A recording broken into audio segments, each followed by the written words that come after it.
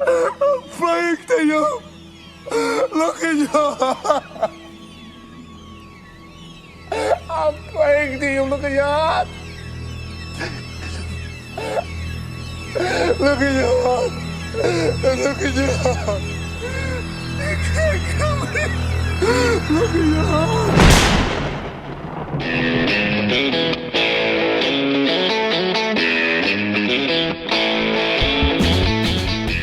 Hello and welcome once again to the Cine-Files, where this week we are continuing our exploration of the great Miller's Crossing. My name is Steve Morris. I'm a filmmaker and directing instructor in Los Angeles, California. We're not going to give you the hi-hat. Hello, everyone. My name is John Rocha. I'm a writer, producer, and host and voiceover artist here in San Diego, California. And so excited that we are back into the world of 1920s through the eyes of the Coen Brothers to dive back into this film, Miller's Crossing. And I realized as we spent darn close to 2.5 hours to explore the first 25 minutes of the film, that what it is that Miller's Crossing is not unlike a Zen riddle that some monk might contemplate their entire life and not get to the end of. They're actually, this movie's not really knowable. It is, we can contemplate it. Sure. We can discuss it. We can dig into it, but we actually can never find the solution.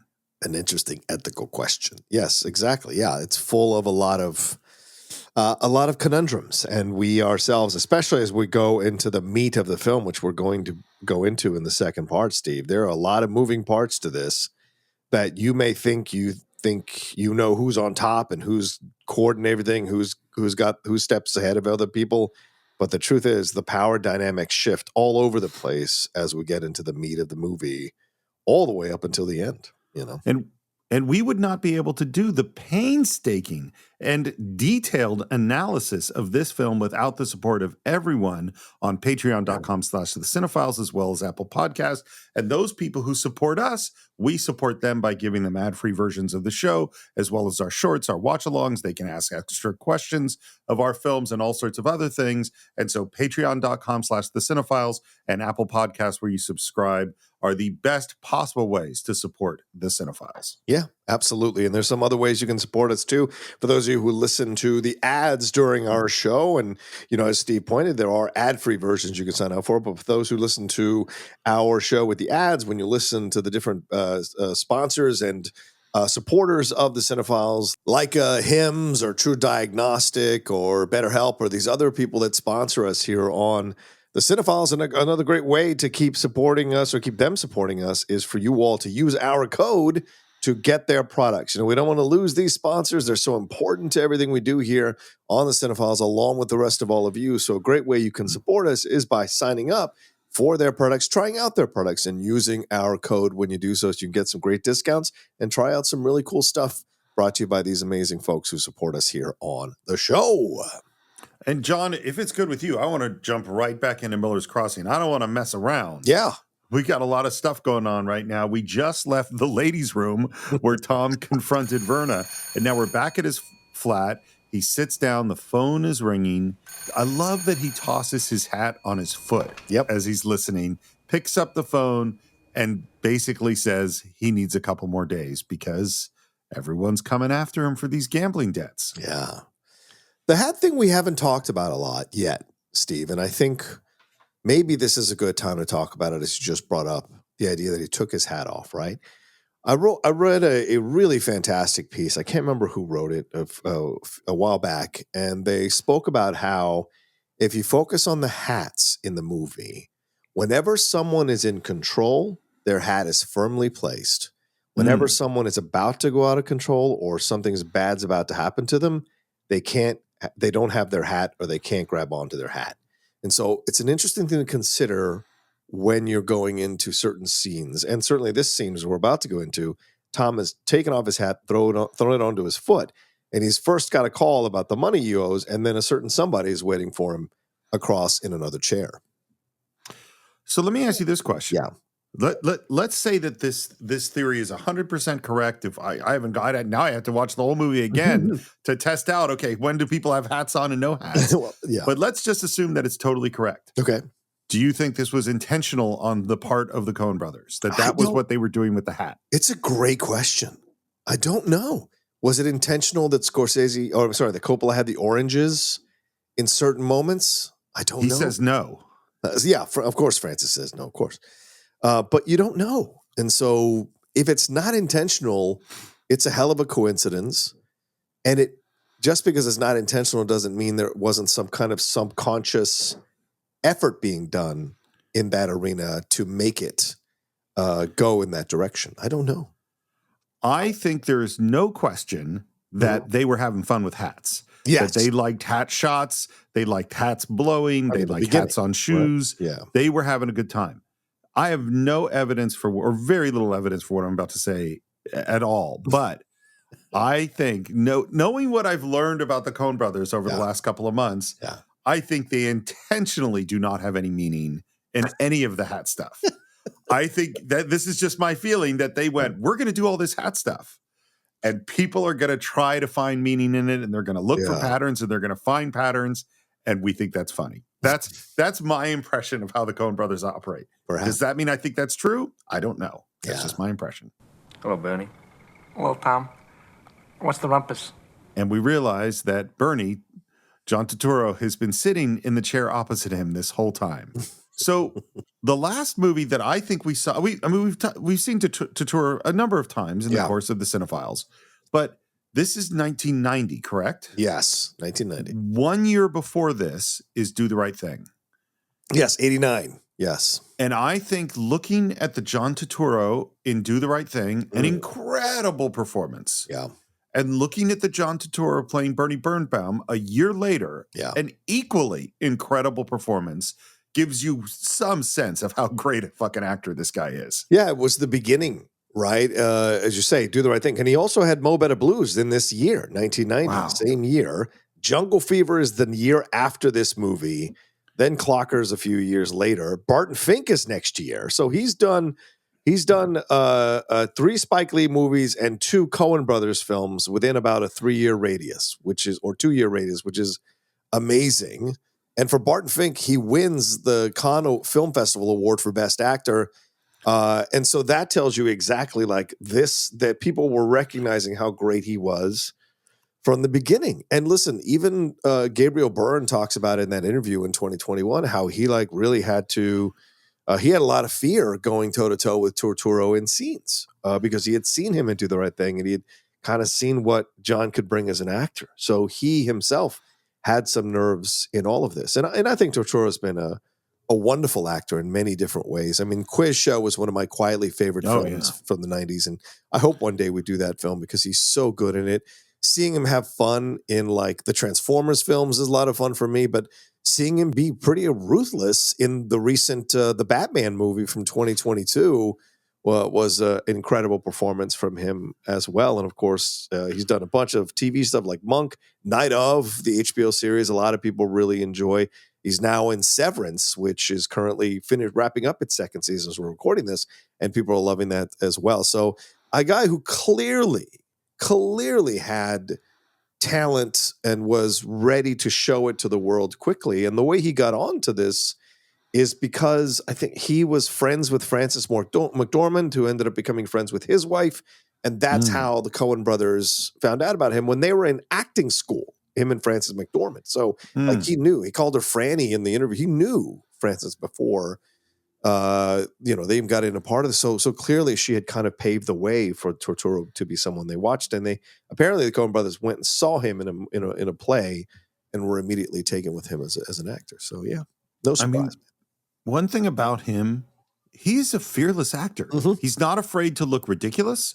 He's not afraid to look dangerous. He's not afraid to look evil. He's not afraid to look stupid. He's not, like you look at what he does and Do the Right Thing in this film, and then you go to the Jesus, and it's like this guy, he's got all of this here. And I love the whole picture of him sitting in this chair. Yeah. The suit that he's wearing, the way his hair is slicked down, even to the detail of the bit of exposed skin on his ankle from his crossed leg creates this picture. And I think you said it in the first part of, we've talked about Bernie Birnbaum. Yes. For the first half hour of this movie. Yeah. And so you've built up expectations. And I think Turturro delivers on those expectations when we first meet him. You have to make him a foil for Tom. right? How does this guy almost get the best of Tom? So if you do that, you have to give him a certain kind of, how can I say this? A certain air of strength, at least initially. And the way he's sitting cockily, comfortably in that chair. And apparently he had finished peeling an orange in the storyline of the movie, which is why his knife is out, waiting for Tom. But the way he's sitting in that chair, Steve, he's sunk into that chair like that chair is his. He owns it in essence. And there's no rapidity of movement. He's not begging Tom for anything. He's very much the king astride his world right now in the small area of territory that he owns within this gangster empire that's going on right now.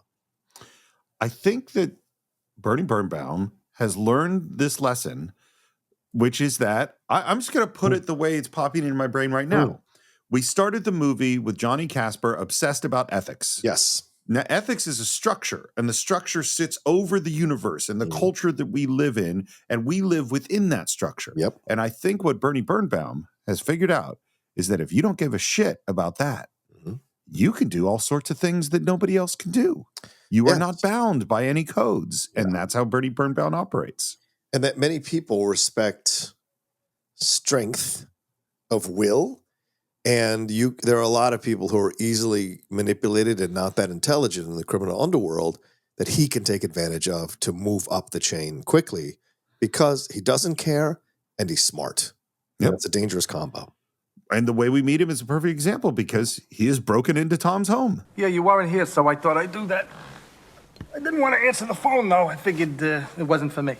And I love his goofy little laugh. Yeah. I get to the point, huh? Okay. The point is, I'm a good guy. Which, to be clear, he is not. No.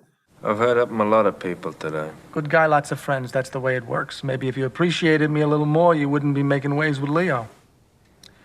It's a bad time to be doing that. I mean, right now we're both in a jam. I hear you're on a bad streak, short of funds. So the news that Tom has been gambling is everywhere. Everyone knows this, and everyone sees this as a card they can use with him. Yeah. Leo gets your sister. What are you selling me? Come on, Tom, it's not like that at all. It wasn't my idea. She'll sleep with anyone, you know that. She even tried to teach me a thing or two about bed artistry. Can you believe that? My own sister. Some crackpot idea about saving me from my friends. There's a whole bunch of stuff in there. Yeah. Because clearly Berna has tried to sleep with Bernie to try to, because I mean, at that time, right? If you can believe Bernie. Oh, I believe Bernie 100% in this situation. I believe Berna would absolutely do it to try to convert him to be straight or whatever. Yeah. Because I mean, at that time, people don't know like this kind of stuff, so they think these things. We're not that far from leeches at this time in 1920. Sure. So I think this is a mentality that you could have. Maybe this is a way of saving him or whatever. I mean, we have conversion therapy nowadays still. Absolutely. Unfortunately, Steve. So yeah, it's crazy. And so Bernie's just called his own sister a sick twist, to which Tom replies, and I love this moment, and I love Torturro's delivery on this. Yeah. Tom replies, she speaks highly of you. Yeah, well, you stick by your family. The way he says that, what's so great is that's exactly true. That is why Berna is doing what she's doing. She sticks by her family. Would Bernie stick by his family? I think he would stick by Verna. Yeah. Nope. I don't think so at all. Moment. I think he would sell her out just like he'd sell anybody else out. Wow. Yes. I am so down on Bernie. You are. I really think Bernie is a scumbag. What is he bringing up for you? This is interesting. I'm just saying, I see no redeemable qualities in Bernie whatsoever. The point is, I can help you with your debts if that would make us friends. My motto is, a guy can't have too many. And Bernie gets up, heads to the door, says, and Torturro gives a great smile. We got a deal. I'll think about it. I wouldn't want it any other way. And Bernie heads out. There's a great... Acting-wise, sitting down in the position, as you stressed so well, Steve, he has a certain approach. And yes, initially, he's someone you have to size up and take seriously, but he has these little weaknesses, these moments of giggles, these moments of, I can't have too many. And even when he gets up, the strain He's a guy in his, you would argue, late 20s. Why is he straining to get out of the chair? But he carries a certain weight to him, right? And then the way he moves to the door, it is so interesting body language wise. He almost seems to be gliding to the door as opposed to walking normally to the door. So there's a caricature in how he's playing Bernie in a certain way. And I love the way he does it. And he is absolutely immediately a character in the film to watch out for because of the performance. And even the shot, direction-wise, before he opens the door and we see from Tom's point of view, and he just says, I wouldn't want it any other way, and then walks on out. So immediately, the presence of him, he is presented, he is very much someone to take note of, and then slides and glides on out with one final line. It's great. It's a great presentation of Bernie Birnbaum. I totally agree. It's daytime. Tom is walking down the street and walks up to a guy and says, hey, Adolf. And there is just one of those character actors who you adore whenever he pops up, and that is Michael Jeter. Yeah, Michael Jeter, who for his role as Otto Kringling in the musical Grand Hotel, received a Tony Award for Best Actor. This is 1 year before, because he got it in 1989. This is 1 year after that film. This is 1 year before Miller's Crossing that he wins a Tony Award for Best Actor in a musical. And of course, we've seen him in The Fisher King, which he's so great in, The Green Mile, Zelig, which is still a film I'd love us to do one day, Patch Adams, Jurassic Park 3, and Open Range, one of his last films, along with Polar Express, before he sadly passed from cancer. So, and he was even a part of Sesame Street's Elmo's World. So a great character actor, as you said, man. He's unrecognizable here as Adolf, because isn't he an Evening Shade? It's completely different in these other roles. But here, there's like a confidence, a swagger to him that I like about him that I rarely saw in the characters he did in other films. And Tom is still trying to make bets, and Adolf is resisting because he's already so far in debt. And I love this moment as they're talking about the horse he wants to make a bet on, is Adolf goes, Hey, horse has got knees. I don't know. Fetlocks. Well, if I was a horse, I'd be down on my fetlocks praying you don't bet on me. So great. And then this big guy walks up, and it is Frankie, which is Mike Starr, who we see in lots of stuff, including Goodfellas is where I always think of him. Goodfellas, The Bodyguard, Ed Wood, Cabin Boy, Dumb and Dumber. Remember Dumb and Dumber? He's the guy they do the loud noise for and whatever. But great character actor, Mike Starr, who can actually sing, as we find out in the movie. Come on, Tom. Boss wants to see you. He didn't have time to the grave for nothing formal. And the other guy is Al Mancini, who plays Tic Tac, the little guy here. By the way, this is an interesting story. Al Mancini spent a majority of his early career in London as an actor. In 1960, he appeared in the Ted Flicker group The Premise off Broadway. And from there, he graduated to writing and performing for the British satire show This Was the Week That Was, which was produced by David Frost. And then stayed in London for several years. And then he was Tassos Bravos in The Dirty Dozen, Steve. Oh. He is one of the Dirty Dozen. He's the small guy with the beard. That is Al Mancini, who's playing Tic Tac. He stayed on British television, did a number of things like Special Branch and Colditz, and then moved to America to teach. He taught acting for 30 years at the Beverly Hills Playhouse and wrote for television. You also saw him in Loose Cannons, The Public Eye, and Falling Down. His last role was in 2005 in an episode of Joan of Arcadia. So an interesting actor who taught and performed quite some interesting roles, and probably one of the forgotten guys from The Dirty Dozen, but you remember him when you see his scenes in the movie. And we have a hard cut into this warehouse where they push Tom in, and we see Johnny speaking to this woman in Italian. There's this kid there that's in a sailor suit who we later realize is Johnny Casper's son. Yeah. What are you in for lunch? A hot dog. Just a hot dog? A hot dog and mustard. A hot dog. A hot dog and mustard. Johnny thinks that is the funniest thing in the world. Like, what an amazing kid to say a hot dog and mustard. You hear that, Dane? My kid is as smart as a whip. Eddie Dane, zero reaction. And then the moment he like hides a penny in his fists, in a fist, and he holds them out, it goes, pick one, and the kid picks like the left one, and he goes, okay, try again. And the kid picks the same hand again. It's like, this is not a smart kid. Smart as a whip, is he? Smart as a whip. And then he sends the kid out with his boys, and he tells them to give him a penny. Ethics, John. Ethics. Yeah, totally. Ethics, yes. And then he is writing a check because now Johnny Casper is another person who wants to pay off. Well, actually, what he's actually done is he's bought all of Tom's gambling debts, and with a little bit extra. You want to know why I'm putting you square with Lazar? Not particularly. That's Tom's attitude in every. I don't need anything from anybody. Yep. I'm not grateful. Yep. I'm not going to react. I'm never going to give anybody what they're trying to get from me. Yeah, you know. Yep, 100%. I want everybody to be friends. I do this. You're friends with Lazar. He's friends with you. You're friends with me.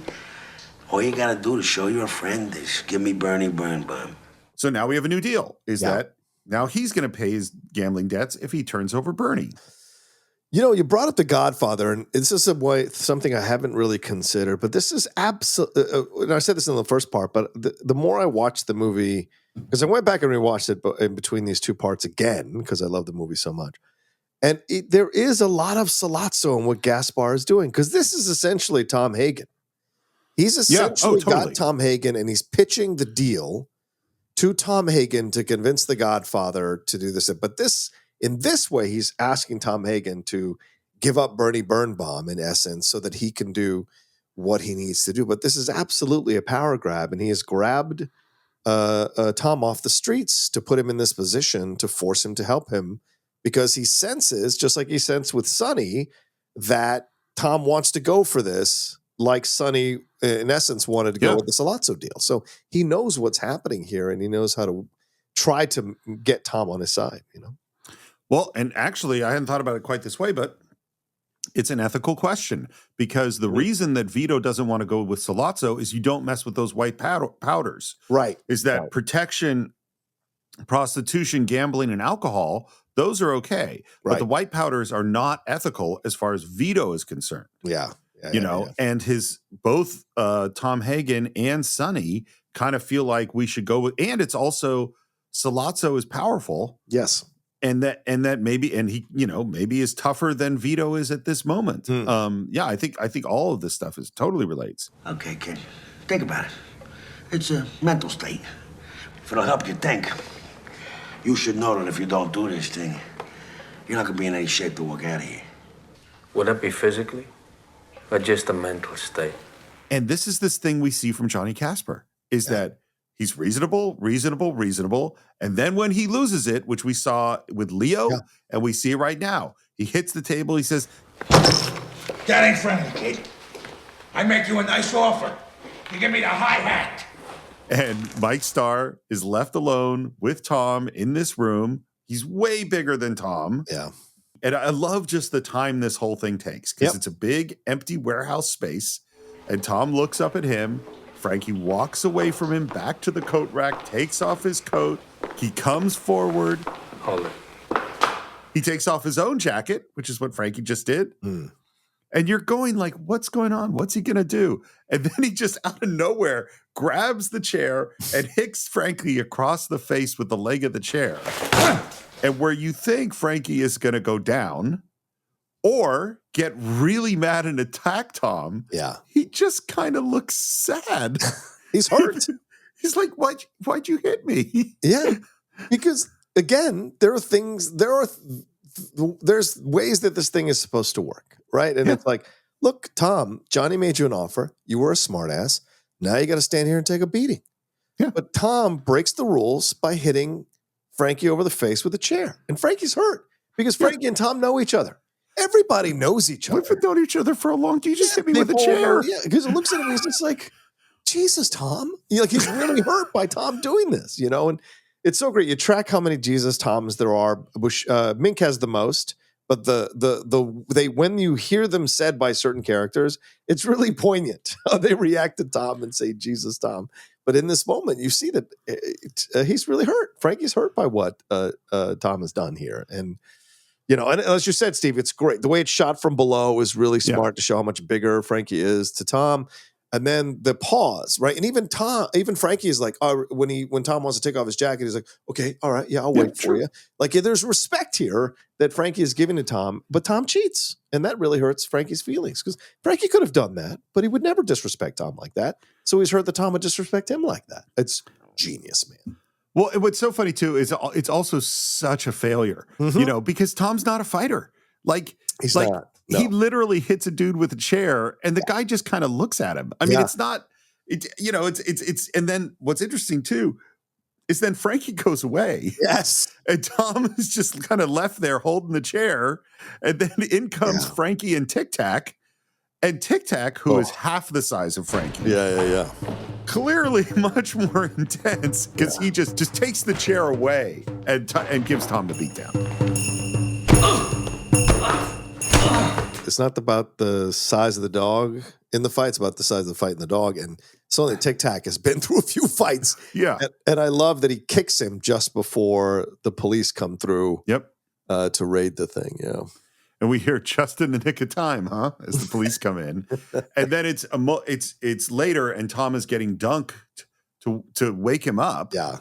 And by the way, Tom is going to get beaten up a lot in this movie. Yes. He's going to take a lot of beatings. And we see Frankie is now strapped to a chair, taking a beating from a cop. Yeah. And the cop says, "Care to scrape a knuckle on your playmate here?" Nah, thanks, Hardy.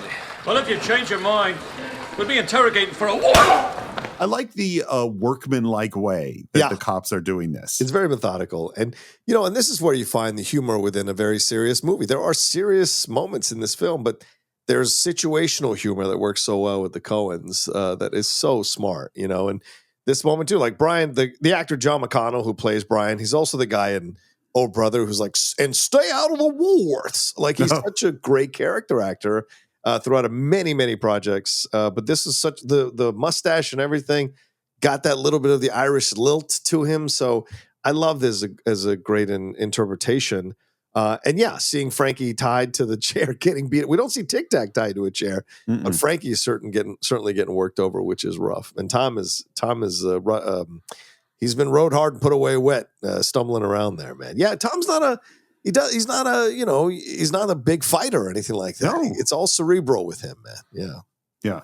And he walks through just the chaos of this police raid, manages to grab a bottle on his way outside, finds the chief of police, offers him a drink. He says, "I'm on duty." Listen, Tom, I'm just the chief around here, so don't bother telling me if you don't happen to feel like it. But what the hell is Leo doing? Make him listen to you, Tom. It ain't right all this fuss over one sheeny. Let Casper have Bernie. What's one Hebrew, more or less? Again, as the Jewish co-host of the Cine-Files, yes, these are all anti-Semitic things, but I also think this is funny, right. And so like this situation of the chief of police forced to come down on clearly illegal activities, who doesn't want to do that and wants this other guy to get murdered in order to keep things running smoothly. It's a funny situation. Agreed. Very funny. Yeah. And Tom backs Leo's play. Leo will do what suits him, and you'll do what he tells you. Last I heard, Leo was still running this town. Yeah, well, he won't be for long if this keeps up. The reaction here is once again like chief of police here. He's hurt by Tom's reaction. He's like, "Oh Jesus, Tom, I was just speculating about a hypothesis. I know I don't know nothing." So you see that these people occasionally step up in a rebellious way, and Tom has to put them back in their place, and then they're really self-conscious about having even stepped up. But they know this is wrong. Everything that Leo is doing is wrong. The chief of police is not wrong in his issues with what's going on. But Tom has to maintain control or the illusion of Leo's control, so he pushes back on him to put him in his place. Which is an interesting, again, this is an ethical statement, which is that the chief knows that Tom agrees with him. Oh, yeah. No, he does. Yes. And yet in public, Tom has to back Leo's play. Yep. To not back Leo's play would be unethical, despite the fact that he thinks that's the wrong play. Yeah, and it would undercut Leo, which is not something he wants to do, is undercut Leo's status in the town. Yeah. Yep. And after taking a match out of the chief's mouth and lighting it on the chief's badge, which, by the way, I think came from the movie Scarface, the original Scarface. Yeah, the Paul Mooney one, yeah. He heads out. Tom again ends up at Verna's door, where he knocks on her door. She opens, sees it him, tries to close it. He stops her. Then she lets him in, walks directly to the phone with zero emotions, dials, and says, "Hello, officer. I'd like to report an intruder at 346 West Lewis." And I love that Tom, not only does he grab the phone and start talking, but he knows the officer on the other line. Yes, of course. And says, yeah, this is Tom Regan. No, we won't be needing the police. It was my mother. She didn't recognize me. And then he tells the police, Tell Adul to get a car over to Leo's tonight. If we're banging away at Casper, we ought to be ready for him to bang back. And he tells her that Rug Daniels is dead. She has a huge reaction to that and says, "Gee, that's tough." Don't get hysterical. I've had enough excitement for one night without a dame going all weepy in me. I barely knew the gentleman. She's a perfect match for Tom's energy. Yeah, dude. Again, these two are just great, utterly great in playing off of each other, you know. And what he's here for, because he already suspects that she killed him. Yeah. And so he's trying to sort of probe that and see if that's the case. Right. Who killed him? Leo thinks Casper did. But you know better. I do now. You see, Casper just tried to buy me into fixing his tiff with Leo, which he'd hardly do if he was waging war. So I figure you killed him, Angel. You were Saint Bernard. And to be clear, she did not kill Rug. No, and neither did Saint Bernard, right? Exactly. You think I murdered someone? Come on, Tom. You know me a little. Nobody knows anybody. Not that well. That could be the line of the movie. I Nobody agree. knows anybody. That's a mantra of life, honestly. I agree. Yeah. I think you can know people up to a certain point. Yep. Yeah. You don't know what they're going to do when the chips are down. And when the tide turns against them, you have no idea what people are capable of to survive. Yeah. Well, and I think there's like, that's, I totally agree with you. And that's most of what we're talking about in this movie. But the thought that just occurred to me is like, that's true totally on an ethical level. But there's also things about people when we're alone, who knows what we fucking do? Like there are things that all of us do by ourselves. I'm not saying they're evil. I'm not saying they're violent. I'm not saying that are just like, oh, and this person like puts on this weird hat and likes to dance to this music when they're by yourself, and nobody fucking knows about that in the world. You know what I mean? Like all of us do things that nobody knows. Oh, yeah. I came to hear your side of the story. How horrible Rug was. How he goaded you into it. How he tried to shake you down. That's not why you came either. Tell me why I came. The oldest reason there is. This is what you've been saying since the beginning, is that Verna wants to get Tom to admit that his feelings for her. Because she loves him. And I think she sees him as her way out of this life if he would just do it. And then, like later, when the stuff goes down with Bernie, she wants to take off with the both of them. And he's like, where the hell are we going to go? Niagara Falls? What's wrong with you? So for all her survival instincts within this patriarchal world of a crime underworld, there is still a purity in her feelings for Tom. And as much as they can be. And all she wants him to do is just admit it, that he loves her, and that he's willing to like make the steps so that they can be together. But he won't do it. He won't give it to her. Because Tom is a pretty damaged guy. And he just won't do it, you know? Yeah. Which is the tragedy of the film. Why can't you admit it? Admit what? Admit you don't like me seeing Leo because you're jealous. Admit that you've got a heart, even though it may be small and feeble, and you can't remember the last time you used it. I love Tom's response. It's so great. He goes, I'd known we were going to cast our feelings into words. I'd have memorized the Song of Solomon. Maybe that's why I like you, Tom. I never met anybody made being a son of a bitch such a point of pride. all of which is true. Yeah. And he grabs her and he says, okay, Verna. But until then, let's get Stinko. Let's do something else first. It's great. It's a great, romantic, sexy story. And the camera goes to the window as the music starts to play and a breeze comes in and we begin to hear the first strains of Danny Boy, sung by Frank Patterson. Famous Irish tenor. And I was watching the special features on the Criterion Collection, and they talked about how Carter Burwell talks about how they found him and they asked him to, because he had sung the version they wanted to use. He was still alive. And so, still alive. And so they asked him, would you be willing to come in and do a new version of the song and match it to what we're going to film, what we're going to edit in the film?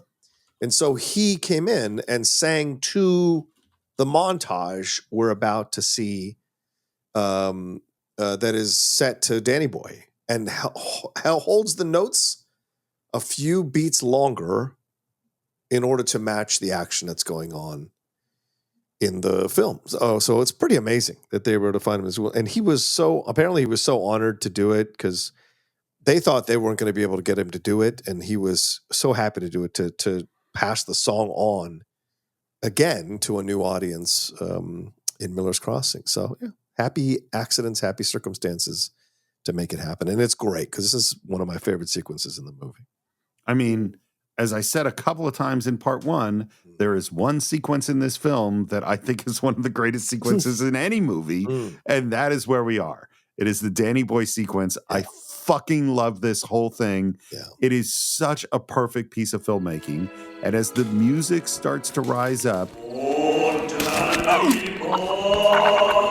we hear this strange grunt, and the camera pans past this table with a gun, past cigarettes and coffee, to a knockdown chair and a body on the ground with a shoulder holster, and we see blood flowing up below it. I mean, this is all how the Coen Brothers make movies. You can see the storyboard of this shot, of every single detail of exactly how this was going to go. As the feet pass us, we see a cigarette that was held by the guy that just got killed, and he's holding it just over a newspaper, and that ash, the red ash at the end of the cigarette, starts a fire on this newspaper. And then the front door of this house opens, and we see two Tommy guns handed over as these guys come into the space. And then we cut to the bell of an old-fashioned phonograph, and at each cut, and this is just very simple sound mixing, the perspective on the sound is going to change. So, we hear the sound muffled when it's coming through the walls. We hear it very clearly coming through the phonograph, but it definitely sounds like an old-fashioned record playing through a phonograph. Yes. So we're mixing it in such a way, and this is the fancy film school terms for this are diegetic and non-diegetic, which are big words. But what diegetic means is the music or the sound is playing in the space. So if you're playing a radio and it sounds like it's coming out of the radio, that is called diegetic. So when this sequence starts, Danny Boy is diegetic. It is playing out of this phonograph, and wherever we are in relationship to that phonograph, the sound will change based on the space. Yeah. And we cut to Leo, who is, I just think, living his best life. You know what I mean? Like, he's got his cigar, he's got his slippers, he's got his robe, he's on his bed. He's just enjoying his perfect little moment. The newspaper is on his lap. Everything is perfect. Like, the slippers are perfectly by his bedside. Yeah. And then we see the feet coming up the stairs with the Tommy guns between them. Leo is listening to the music and loving it. And then he smells something. And he looks down at the floorboards and sees wisps of smoke coming up between the wooden slats of the floorboards. Yeah. And then we see the feet coming closer. And Leo is now fully awake and fully aware. And he looks at the gun that is at the drawer on the table by the bedside. And he looks at the door. And now the feet are getting closer as they come down the hall. And Leo stands up, sliding his feet into the slippers, which I love. Yeah. He stuffs out his cigar. And I love the detail, by the way, that you don't see him leave his cigar in the ashtray. Yeah. And just as he finishes snuffing out that cigar, the door opens, and Leo is in instant motion, grabs the gun, dropping to the ground. They open fire, hitting the bed as he slides under the bed, shoots one guy in the ankle who goes down. The other guy moves out of the way, and then the guy who fell down from getting shot in the ankle, Leo, under the bed, immediately shoots him in the head, slides out from under the bed, grabs this guy's Tommy gun, and we're into the sequence. Yeah, this is great. Great staging. Great direction for all of this. As you said, the beginning of all of it, the way it's all set up, it's very believable. And he's smart. Leo may not be a thinker, so to speak, but in situations like this, he's fucking Einstein. He knows how to navigate a situation like this, keep his cool, and get the best. This is one of the reasons why he achieved what he achieved and got to this position, is because the man is cool under fire. And you can see it. And I think the movie needed this, right? We have to understand why Leo is in charge. Yes, being handed that Leo is top of the pyramid is great. Casting Albert Finney as Leo is great. But we still need to see him, especially because we spent a majority of the movie to this point making it clear that Leo isn't the top dog when it comes to him and Tom. So we have to know why and how Leo achieved this. And so this sequence is so important to show that this is a guy that you don't fuck with and you don't mess with. And the way he handles himself throughout this entire sequence, leading all the way up until he uses the Tommy gun on the car, is incredible. And when you're done with the sequence, you're like, okay, I get it now. Yeah. You know? So he runs through the hall, evading gunfire, slides behind a wall, again, looking as cool as can be. Cool as can be. Tosses the Tommy gun out the window onto the roof, climbs onto the out of the window, slides down the eaves, holds onto the the gutter over more than a one-story fall, drops to the ground at his age. Then stands up. Obviously there was a stuntman in there. Yeah, well, yes, but still stands in the frame with the Tommy gun, looking like a goddamn hero. Yeah. And the music, as we've gone through this transition, we have shifted from diegetic music that was coming out of that one speaker on the phonograph to now it is non-diegetic, which means it's full score. Because we've moved, through several walls away from that record. It would be sounding muffled, but it is not. It is filling up all the speakers. We made the transition into score. And by the way, this is shot in the Garden District in New Orleans, which I do. This is the one place where I do go, oh, this does look like New Orleans. Barry Sonnenfeld, who shot this, didn't spend that much time on lighting because he wanted to make sure that he gave the Coen Brothers exactly the coverage that they wanted. Every single shot exactly as they wanted. The more time you spend on lighting, the fewer shots you could shoot. Yeah. Leo starts walking, spots the gunman in the window who is just firing at him, opens fire. I mean, he doesn't just kill this guy. I mean, he aerates him. He punctures him. And then I love the shot of the guy with the Tommy gun, his Tommy gun going in a circle, shooting his own feet. It's great. Violent and funny and intense and awesome. Yeah, and they asked Frank Patterson before, like they showed him the sequence before they asked him to do it.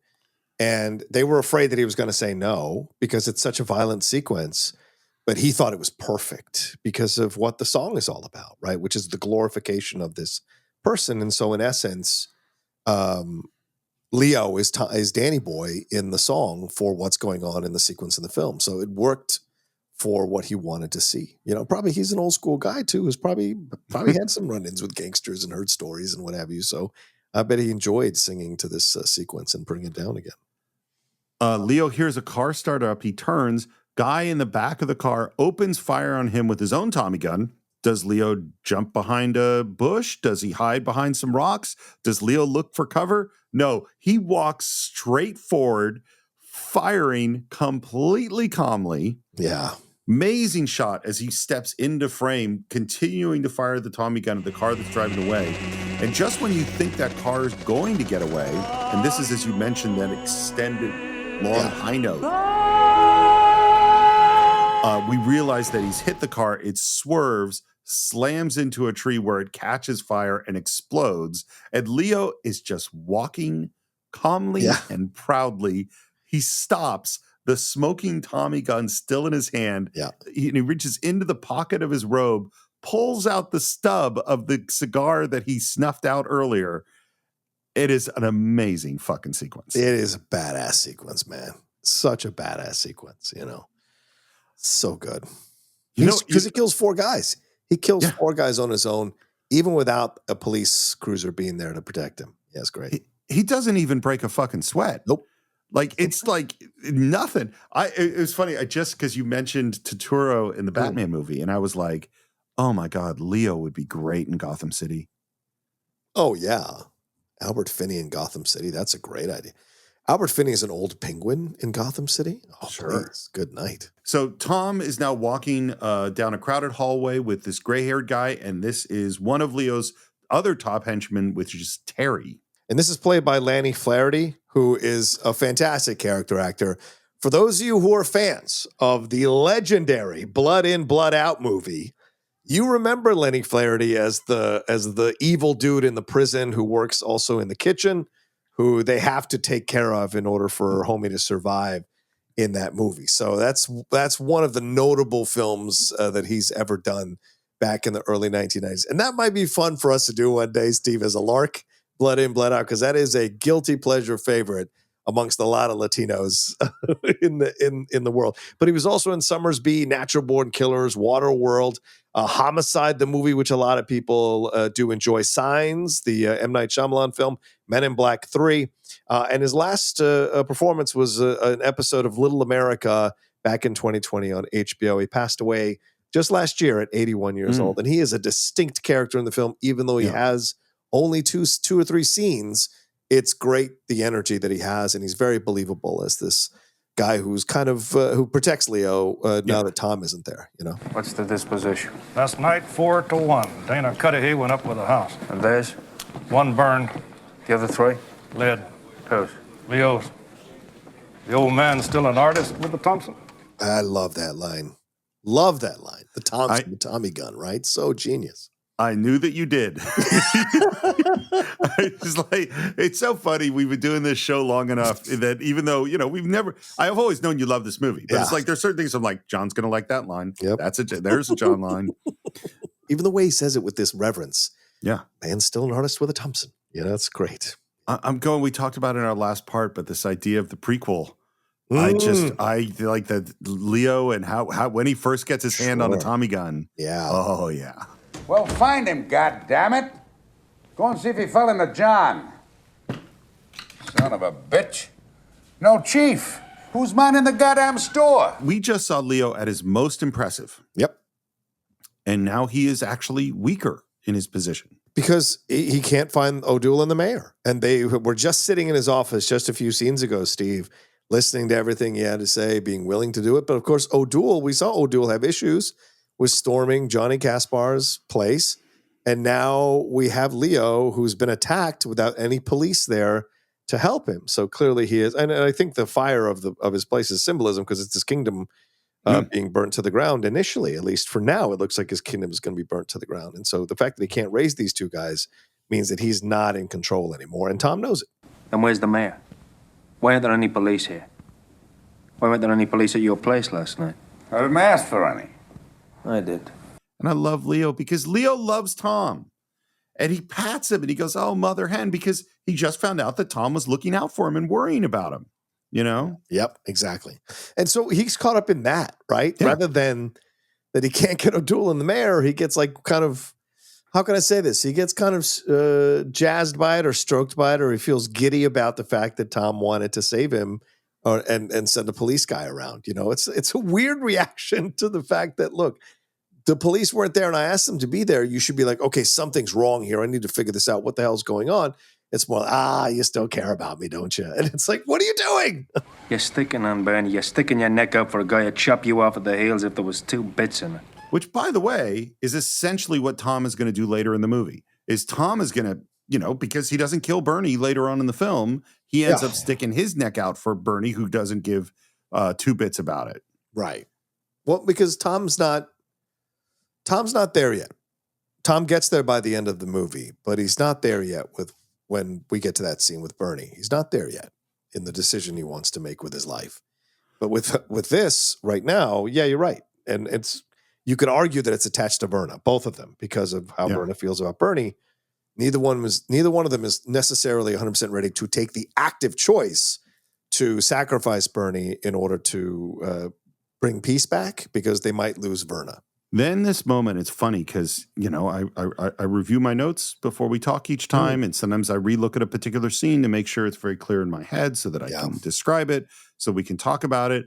And suddenly this moment jumped out at me in a way that hadn't jumped out at me before. So I want to ask you about it. Okay. Which is Leo says, Tom, things aren't as clear cut as you make it. Bernie's, well, hell, you know about me and Verna. Things now are Not that I haven't been a gentleman, but I plan to ask her to marry me, Tom. Yeah. Not that I haven't been a gentleman jumped out at me. Yeah. And the awkwardness jumped out at me. And for the first time, and maybe you've had this thought all along, but I never had this thought until this last time, I went, wait, is Verna pregnant? Oh, no. I think he's never slept with her. I think she's pregnant. Wow. Interesting. I never thought of it that way. I've always seen it that he says, not that I haven't been a gentleman, which means he hasn't slept with her because she never says, I sleep with him. She said, I'd take him out, show him a good time, which means she plays as like she's his mistress or she's his woman and they maybe kiss in public, but she's on his arm so he can show her off and whatever. But I think what he means by gentleman is he's never slept with her, but you might be right. Could be that she's pregnant. It clearly saying this thing about being a gentleman is about sleeping with her or not sleeping with her. But that's why it's like, it absolutely could be that they've never slept together. Yeah. And that's what he's saying. But it also could be like, we actually got to get married, you know? Yeah. You know, like, and I suddenly went, and then because the reason that I had that thought, I was like, oh shit, if Verna were pregnant, it could just as easily be Tom's. Right. Very true. And again, this is why this movie's like a Zen riddle, because we can't know exactly what's going on here. Right. You know? Right. And I love Leo, who we just saw be the biggest badass in the world, be a bit chagrined and embarrassed. Yeah. You know? Guess you think that's a bonehead play. And Tom's question, and again, lines that can have multiple meanings are amazing because his next line is, You think she wants you to? Which A could just be the question. Is she want to marry you? And B is, doesn't she love me? I've always taken it as him not knowing if she really loves him. And so she's asking she's asking Leo for his own benefit, right? To find out what her feelings really are, which is crazy because she's been trying to tell him what her feelings are the whole time. Yep. And for some reason, he still questions it. And maybe because of his mantra, nobody knows anybody not that well. Well, and he believes that she's manipulating Leo. So why would Leo's opinion on what her feelings for him be accurate? Maybe we shouldn't trust those opinions. Right. And again, Albert Finney's such a good actor. How the hell do I know? I think she does. Yeah, of course she does. I know you think different, but, well, we just differ on that. And now Tom is going to work his first angle of trying to break them up, which is to say or to imply that Verna killed Rugg. Yeah. First, he gives this sort of completely reasonable, nothing suspicious about it explanation, which is... Strange man follows her down a dark alleyway late at night. I told you she can look after herself. Verna wouldn't panic, shoot someone just because he was following her. I know you don't like her, Tom, but I trust Verna as much as I trust you. Which is a fascinating line, since they're both having an affair behind his back. And both trying to manipulate him. Yeah. And now Tom goes to the next level. Maybe it wasn't that innocent. Maybe Rugg knew something she didn't like him knowing and wouldn't want you to know. Rugg was following her. Maybe he knew where she was sleeping and who with. We're getting into some real dangerous areas here, John. Yeah, and Leo's face changes. Yeah. Right? Because he's like, maybes don't make it so. So now he's starting to question, because he's glimpsing the possibility that there could be something else here between Verna and someone else. And so it is his face completely. And this is, again, a great performance from Albert Finney in this moment as well. Just the micro change in his face from one of like playful banter with his friend, trying to get him to see his point of view, to now the stern guy that we saw during the Danny Boy sequence. That's exactly what I was going to say. It's like, this is one of the key things of structure when you're writing a screenplay, which is we're going to have this scene. And as you're working on the screenplay, let's say you're in a situation where it's like, well, we could have this scene before Danny Boy or after Danny Boy. Yeah. And the scene is so much better after Danny Boy, not because anything that happened in Danny Boy changes the facts of this scene. It doesn't. You could have this exact same scene before. But after Danny Boy, we know that Leo is an unbelievably dangerous person. Yes. So when he sits forward and you see him that jealousy start to come up, now we know something which we wouldn't have known if we hadn't watched Danny Boy. You've trusted me before. You've never lost anything by it. Trust me on this. This is too important. I don't ask much and I don't ask often. Trust me on this. And I'm so stressed watching this now because I'm going, don't tell him. And keeps pushing it, keeps putting it on the line. Tommy. Trust me on this, or to hell with you. Has he ever said, trust me on this, or to hell with you to I Leo don't think before? so, no. This is why Leo is a bit taken aback by that response. You don't mean that. And then there's a long pause. Every time he says what he says, I'm shocked that Tom really says this in this moment. Yeah. And the way he says it. She was with me. The night Rugg was following her. The night you dropped by. At first, Leo laughs, because that's got to be a joke. Yeah. And then he realizes it's not a joke. And everything Finney does, all the wordless acting he does here, taking it in, the long look, you could see the anger starting to rise. I think he's about to be violent in that second. Oh, yeah, 100%. And controls himself and walks over to the window to give himself a moment. Yeah. And Leo stands there, and Tom gets up, walks to the door, looks back at Leo at the window, and then goes out. And Tom doesn't know what to do. And this is very similar to the scene with Frankie. Like when he hits Frankie with because him and Frankie have this weird kind of stand up before Frankie moves towards him to try to beat him up. Yeah. Then when he hits him with the chair, Frankie has that Jesus Tom moment and walks out. And there's this like period of time and Tom lowers the chair. And we, even as the audience, are like, wait, did he get away with it? Are they not coming back in? And then boom, of course, it explodes.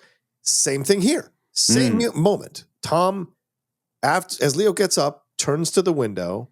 After a certain few seconds, Tom realizes that maybe Leo wants to be alone, stands up, slowly walks out, and looks back before he walks out just to make sure, and then walks out because he's not sure what else to do. And then, of course, we're going to see what happens next.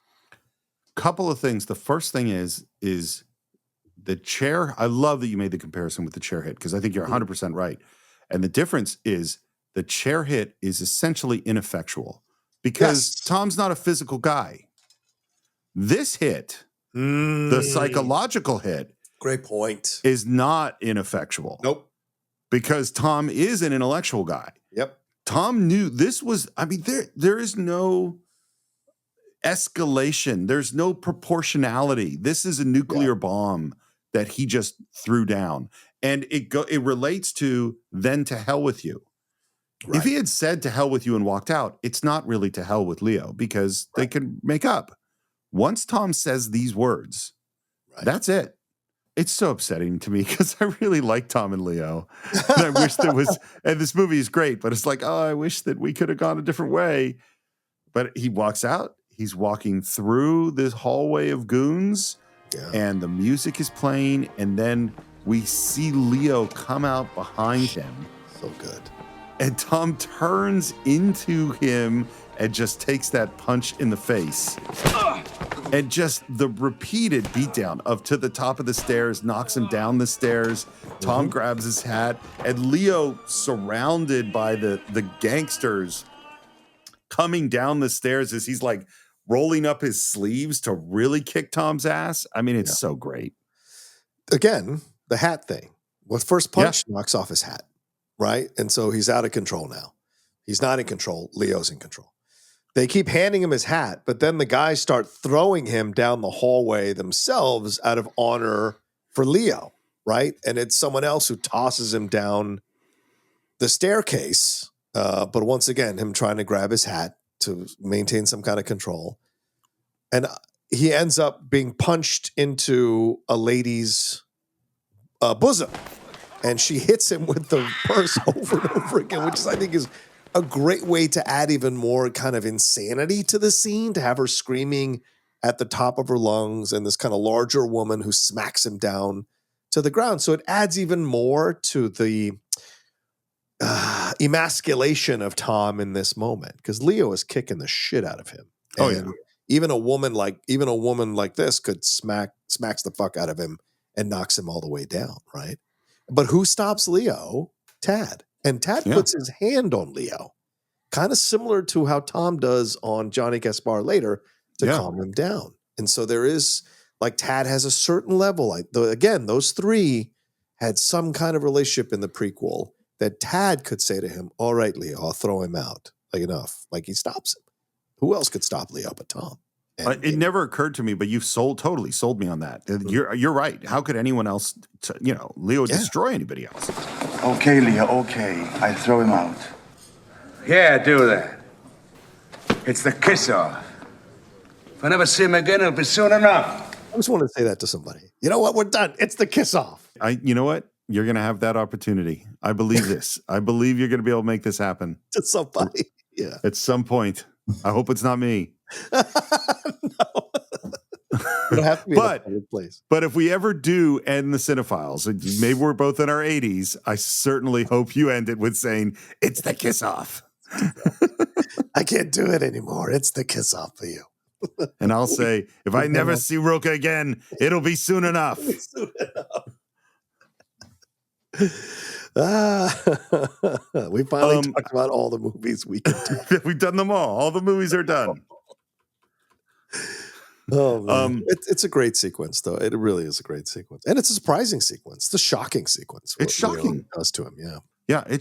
Well. Let's ask this question. Yeah, a question that has many answers and no answers. Why did Tom tell him? It's a great question.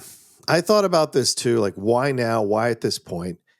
And the film itself, I think what the film does a really good job of is Tom is thinking on his feet. But Tom is so lucky as well. So as much as you may love and respect Tom and his decision-making, as tempted as you are to believe that he is 2 or 3 steps ahead of some of these people, he's really not.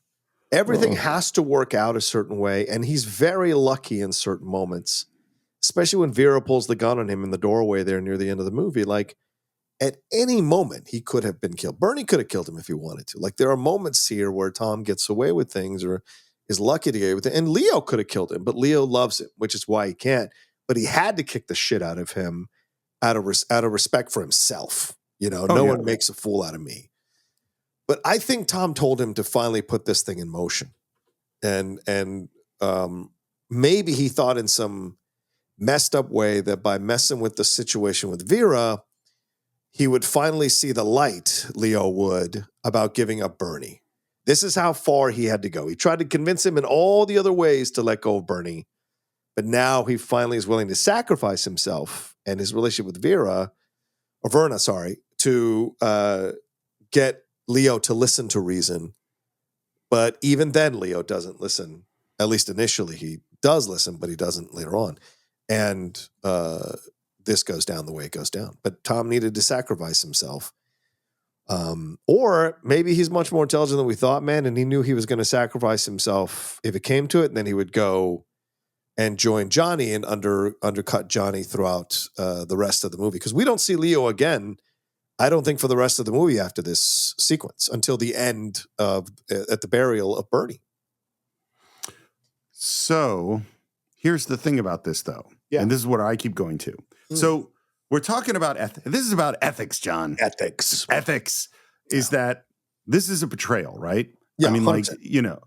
Is that he could have just sold out Bernie to Johnny Casper.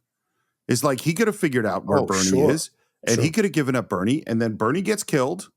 Yeah. And then there's no reason for Verna to sleep with Leo anymore. Yeah. And then he has Verna. Leo doesn't have Verna and we're done. Yeah. Like there's nothing, and there's no war anymore because the only reason that there's a war is because of Bernie Birnbaum. Right. And yet he chooses, and I understand that's a betrayal as well, because you're siding against Leo with Johnny Casper doing something directly that Leo doesn't want done. So yes, we can say that's a betrayal. But he's also been sleeping with Leo's woman. Yes. Which is also a betrayal. And he chooses to expose one betrayal and sever his relationship with Leo rather than sell out Bernie Birnbaum to Johnny Casper, which he could have done in the previous scene or an earlier scene. Right. I think this is it's a mystery wrapped in an enigma, deep fried and served with ketchup. Like, I don't know what this fucking thing is, like how to get to the bottom. And this moment in particular, I was with Verna last night, the night you came to visit. I will never understand why Tom does that in this moment. You know? Yeah. I mean, I think he's reached his wit's end. He's willing to sacrifice this for Leo. I think it's from a place of love that he's doing it. In my particular opinion, but I think it's up to you all to decide what everyone thinks of why he does what he does. I have always thought that. I've always thought that it's only this time that I'm going, wait, what if a part of me goes, man, what if he's racked with guilt over the situation with Verna? Yeah. Yeah. What if he's doesn't know how, he can't stop sleeping with her and he doesn't know how to get out of it. And he's betraying a friend and this is his way of getting out of the guilt. Yeah. Like he's taking the beating that he knows that he deserves for sleeping with a best friend's woman, Yeah. I don't know. It's a good question. So we're back at Tom's place. Camera's behind him. He's dialing the phone and we hear this phone call where he basically says he wants to go see Johnny Casper. Set it back up again. Then he gets up, he goes to the door, and there is Verna, and the theme plays, which I think the theme at this moment has almost a Danny Boy quality, and I think it sort of references. So what that does, and this is a classic leitmotif thing, is it puts Leo in your mind subconsciously because we know that what's just happened with Leo and how that's going to affect Verna. And the framing, I think, is amazing because Verna looks just kind of despondent, sitting there with this wide open hallway behind her. And she looks almost smaller than she did before and looking at Tom like, this is the way you chose to do it. Well, you're such an idiot. Just the look on her face, because clearly her pool has dried up as he had said earlier in the film. It worked. What if it did? Leo says we're quits. But I didn't have anything to do with Rock. Maybe not. Anyway, that isn't what soured him on you. And she realizes in this moment that that what he threatened to do, he actually did. Ah, you and me, huh? You always take the long way around to get what you want, don't you, Tom?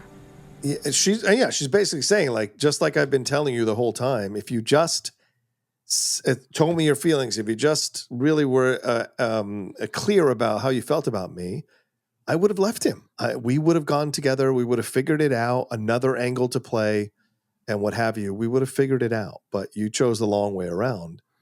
And I think Tom responds with the line of the movie, which is really interesting because we're a podcast that analyzes films, but Tom, the main character of this film, says, "What did I want?" And that is a really interesting thing for your main character to say at a critical moment in the film. What did I want? Me. Is that what Tom wanted? I don't think Tom knows 100% what he wants because his feelings are for Leo, clearly as the care he has for Leo, but he's not clear yet how much that is the predominant motivation in his life. And so I think that's why he's still questioning it with Verna. And I don't think he'd ever surrender that to anyone but Verna, that he had questions about what he wants in life, So I'm really glad you highlighted the sentence, "What did I want?" Yeah. I think you're totally right. And as you've been speaking, I've been thinking about a lot. And I think it says a lot about both acting and the ambiguity within language. And what's so great about it, because I think the way she takes his reading of that line, "What did I want?" is that he is asking her to say what both of them already know, which is that he wants her. Yeah. That's how she interprets what's happening. Right. But I actually don't think that is what he is saying. Yeah.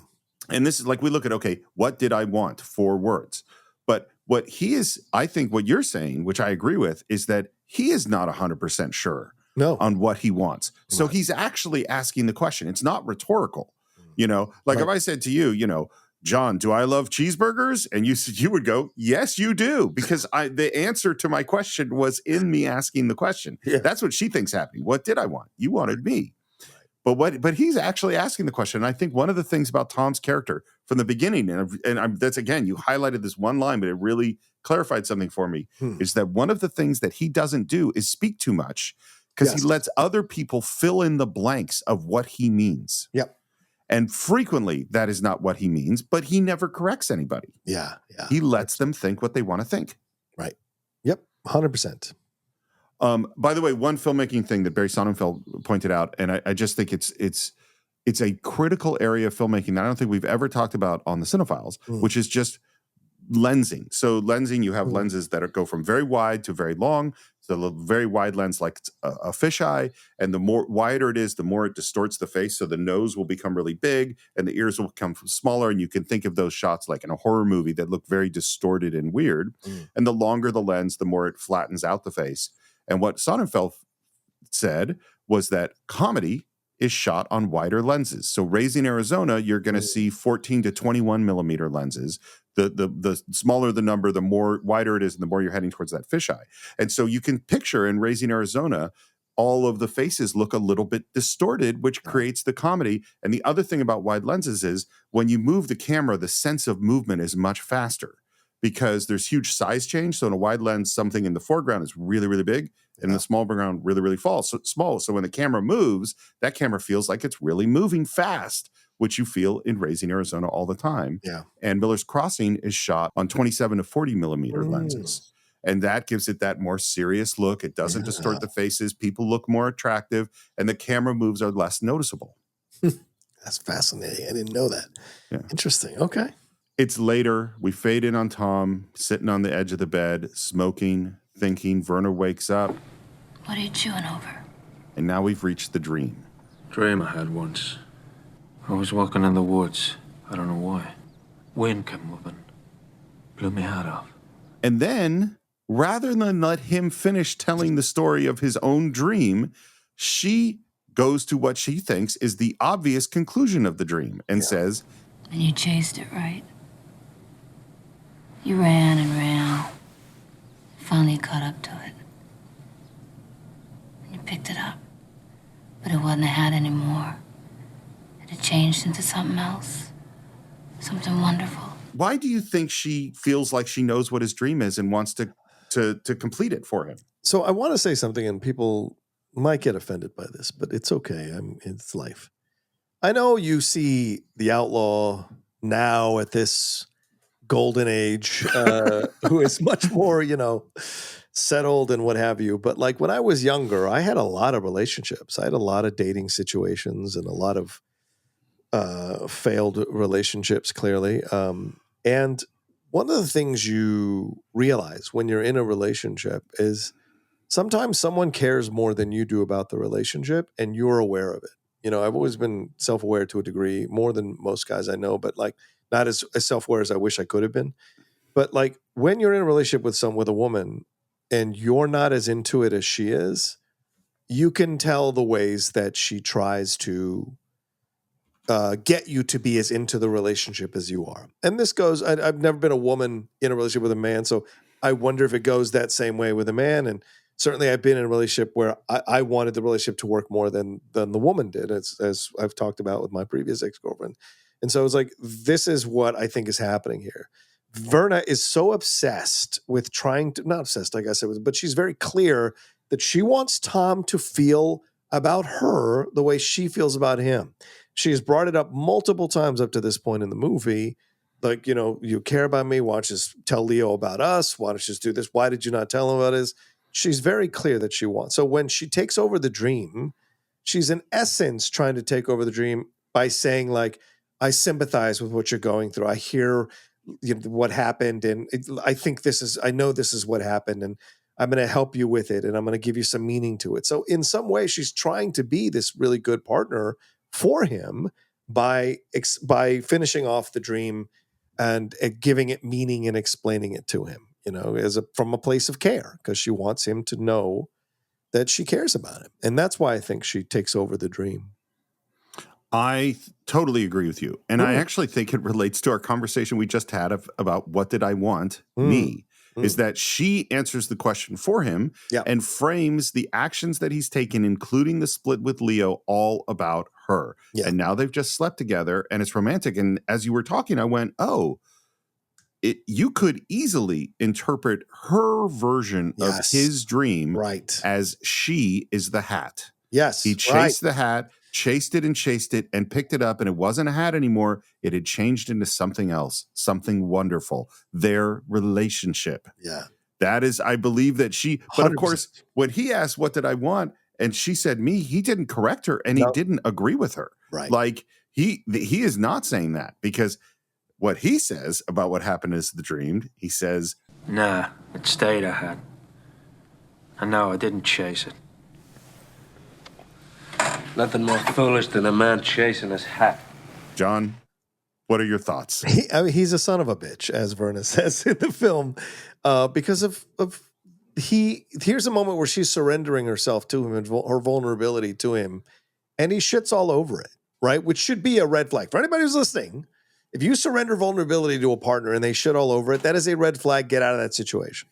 And the same thing here. She shits all over what he said, or he shits all over what she said, and is so cold about it that it is just, it stops any emotion that could have come out from this moment between the two of them, you know? He's an ice cold guy, Tom. But for his love of Leo and his care for Verna, he's still an ice cold guy when he needs to be. It's funny thinking about, is the way we've been discussing it, is like one version of an ice cold guy is a guy without a lot of emotions, without a lot of attachments, who knows exactly what he's doing. Yeah. That could be an ice cold guy. Another version is a guy who doesn't know what he wants and isn't sure why he's doing what he's doing and is a little bit disconnected from himself. And both of those things could describe Tom. Yeah, 100%. I believe there is deep truth in the phrase, nothing more foolish than a man chasing his hat. Yeah. Yeah. I think there are so many times in life where I was chasing metaphorically my hat and just made an ass of myself, or wasted my time, or wasted my energy, and just couldn't let go of whatever the fucking thing was. John, there's nothing more foolish than a man chasing his hat. Yeah. I don't know. I don't know if I agree with you or agree with that assessment from Tom, but I hear what he's trying to say for sure. I also go to, do the Coen brothers believe that this dream has meaning? Or do the Coen brothers believe that this dream has no meaning? It's a good question. Because the more I think about their movies, there isn't meaning in the universe. The universe doesn't make sense, you know? Yeah. Well, I think as I brought up the theory about the hat, or hats, people wearing hats and not wearing hats. Again, this is idea. The fact that he is chasing his hat through the woods is symbolic of not having control. Right. And so his idea of chasing the hat is foolish because Tom has always been in control. And so it's an interesting moment to have a conversation about the hats here, or the dream about the hats, his hat rather, in this sequence. You and Leo might still be able to patch things up. Me and Leo are finished. Nothing's gonna change that. You never know. He's got a big heart. We're quits as far as I'm concerned, never mind him. And if Leo did want me back, he's an even bigger sap than I thought. Does he mean all that? Oh, well, yeah, 100%. I think so too. I think so. He said the kiss off. And then so him saying they're quits. But yeah, I think he believes that too. And it's not coming from a place of like disdain. It's coming from a place of even still caring for Leo. Like, if he still wants me back after all of that, he's a moron. Like, he's really stupid. And then she suggests that they just skip town. Yeah. You know, there's nothing holding him there. And he says, I know there's nothing keeping me. What about Bernie? He could go with us. You, me, and Bernie, where would we go, Werner? Niagara Falls? I love that because she's still trying to. She's actually, I think, and I'd love to hear what you think. I think in some way she's happy this has finally happened. Yeah, I think so too. Right? Because Tom, initially she didn't know that Tom told Leo about them, but when she figures it out in the doorway rather, she doesn't react in a negative. She doesn't go like, "Why the fuck did you do that?" She doesn't do any of that. She just goes, okay. And so now she's getting what she wants. So she's finishing. You wanted me. I'm finishing your dream off for you. And now I'm like, let's go. We can take off somewhere. So this is all working out for Verna, who clearly is smitten with Tom and in love with Tom. And the fact that she even thinks they can take Bernie, I think, is crazy. And Tom knows that's crazy as well. Why do you hate him? I don't hate anyone. Or like anyone. I think that's a great bunch of lines. Yeah. And I think there's some truth there. That there is a coldness in Tom. 100%. You know. Where is Bernie? Why? Leo can't protect him anymore. Why would I tell him to skip? The Royale, room 302. Is his plan, when he asks her for Bernie's location, all ready to sell him out to Johnny Casper? I think it is a possibility in his mind, and so he is making sure he has the information in case he needs it. Because remember, he was on the phone to set up a deal with to set up a meet with Johnny Casper before Verna showed up. So he's already got that in motion in his mind, and that's what he's sitting on the bed. In my opinion, that's what I think he's doing on the bed, is figuring out all the angles of how to work this with Johnny and how to help Leo and climb out of all of this. So having Bernie Birnbaum's location is an ace in his sleeve that he can use when he needs to use it. So he may not know when he needs to use it, but I think he has an idea that it may be a useful piece of information for him, which is why he asks her. I'd push it a little farther than you do. I think it's more in, like, I think everything you said is true. Right. And I think the degree to which deep down he knows he's going to use it is high. You know, I mean, he might not have accepted it yet, but he know. I mean, like, as you said, he already made the call to meet Johnny Casper. 100%. You know, Two of us were about bad enough to deserve each other. Are we? We're a couple of heels, Tom. there's another movie where it's just now they're in a relationship together. You know, the movie that's playing in Verna's head is a total possibility they could go, but it's not going to go that direction. No. We hear Johnny Casper laughing, and Tom goes into the room, and there is O'Doul and the mayor, and they turn around, and this is what we were talking about before. It's exactly the same turn to look at Tom that they did when they were in front of Leo's desk. And Leo couldn't raise O'Doul and the mayor. Tom said it's because you're forcing people to choose sides, and clearly now Gaspar has taken control of the city, and O'Doul and the mayor are taking orders from him, and Tom is now coming in to see all of it. And I imagine Tom knew. He's not that surprised to see them. So I imagine Tom had a feeling he would see them. Yeah. I mean, I think the minute he found out that there weren't police guarding Leo when he called for, I think he's known this was exactly what was going to happen. Yeah. So you had enough time to think about things? Yeah. Well, circumstances have changed. And we see, of course, the Dane sitting right behind Tom in the frame, smoking. So I guess you'll be looking for a job, eh, kid? I might be. You got references. You been to college? We only take yeggs what's been to college. Ain't that right, Dane? I'm joking, of course. I love Jon Polito's so great. He's so fantastic in playing with the dialogue and the emotions going on here. And because I think he is like in awe of Tom. And I think there is a Johnny Gaspar who wishes he had Tom instead of the Dane. And so the fact that twice now Tom has walked in and to be wooed by Johnny speaks to the kind of respect Johnny has for Tom. And so he's going to be a little more nervous and playful and try to be jokey and whatever around Tom because Tom makes him nervous.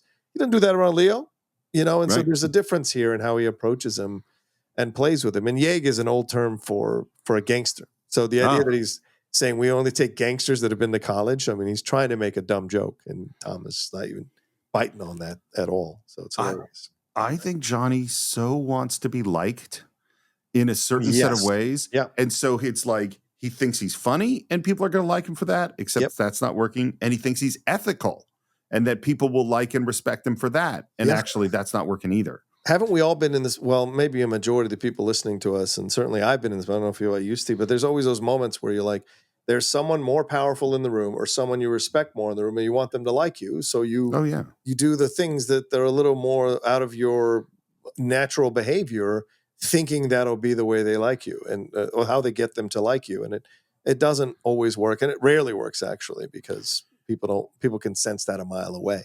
And so I think, Tom knows the position of power he's in by how Johnny's reacting to it. Well, and I'm sure you've had what I would call the evolution of that emotional experience, which is, okay, you've been through this situation a few times. You're in the room with the person who's powerful or you respect or whose respect you want. Yeah. And you go, oh, but I can't act like I want their respect or that I'm trying to get their respect. I have to be cool. Be cool. There was a party I was at and I was with Mike Vogel and Jonathan Gabay, and we ran into a movie star, a woman who has starred in many films who they knew. Yeah. And I did not know. And so I was the fourth person talking to this person. Right. And trying to act like this wasn't a movie star I was talking to. And now we get sort of a little bit of the dance of Tom working with them because they talk about their plans to go after Leo. I'm telling you not to worry about Leo. We got plans for him. Oh, yeah? Like what? Not so fast there, Kaputnik. Because they don't trust Tom yet, for good reason. I just love that term, kaputnik. Yeah. Russian kaputnik. See, last time we jawed, you gave me the high hat. I guess I'm saying you gotta put something on the table first. Ante up. Fair enough. Where do we start? Well, we can start, for instance, with the schmata. Like, where's the schmata? You can maybe tell us that. And without hesitation, without even a pause, Tom says, The Royale, room 302. Which shocks Johnny, right? He didn't expect him. He thought maybe we'd have to pull it out of him, but no. But then the next thing he says is, and you might find Mink with him, which Dane has a huge reaction to. The hell you say? And why does Tom say that at this moment? Because he's trying to corrupt the relationship between Johnny and the Dane. And again, go back to that moment that we saw, the scene where Tom is sitting on the edge of the bed. Verna asks him, "Are you still up?" So he's been working through all the angles, right? This isn't a guy that's naturally smart and just will able to come up with something on the fly. He's a guy who works through all the angles methodically and knows that each one of these angles he's playing has a chance of not working. But if they all work, it'll lead to what we get to in the end. So corrupting the relationship between the Dane and Johnny is essential. And Mink essentially handed him that card without knowing he handed him a card by confronting him at the club and suing for Bernie. So Tom is using the cards that he has to play the situation out so that he can be the one that slides in and becomes and fools Johnny into thinking he's going to become his number one advisor, which is what Johnny wants all along. And the Dane, who is outraged of any besmirching of Mink's character because of their relationship, it's totally working. There is that, he gets that reaction right away. I love that Johnny immediately goes, there's as you said, Jon Polito is so good, not just in the funny moments, but in the ruthless moments. Yeah. And in that moment, when Dane is pushing back hard, and this is not something Dane usually does in front of Johnny, I would imagine, it makes Johnny slightly suspicious. And so Johnny, for him to say like, he's a way to find out, he's putting it on the table there. And that's kind of a questioning of the Dane. So already Tom has a little bit more of a foothold in this relationship and trying to wedge his way into this relationship between them just by that reaction from Johnny. You go down to the car. I'm going to send Frankie and Tic Tac with you to the Royale. If Bernie's there, Frankie and Tic Tac will take care of him. And if he's not there? I'll sit facing the corner in a funny hat. So you know what movie that we did years ago on the Cine-Files that I suddenly was connecting to? Oh, what? As Tom is manipulating the different sides of this gang conflict. Yojimbo. Yeah. I hadn't thought of it right away, but then now I kind of go, no, he's and like Yojimbo, you never quite know what he's doing, how far ahead he is. He seems cooler than everybody else. And like Yojimbo, he's going to get his ass seriously kicked at various times in this film. Yeah. I love the fact that we're sitting at the car with the camera really on Tom in the driver's seat, and Bernie gets slammed into the car, and then everything we hear is all focused on Tom listening to them roughing up Bernie and Bernie's panic. Get your little heap ass in the car. Let's go. Come on, you scout. What are you doing to me? What are you doing to me? All right, we're going to notice crossing. This is an amazing decision by the Coen Brothers to have John Torturro, Bernie, is just introduced again by his face being slammed into the window. And then we hear him off camera in the back seat as he's reacting to everything. And then he's shocked that Tom is there. Tom, is that you, Tom? I think these guys are going to kill me, Tom. They're going to butt me off. So there is this thing of like shock and horror from Bernie. So for us as the audience, we're like, oh my God, he really did it. Like they really got him. He's really sacrificing him.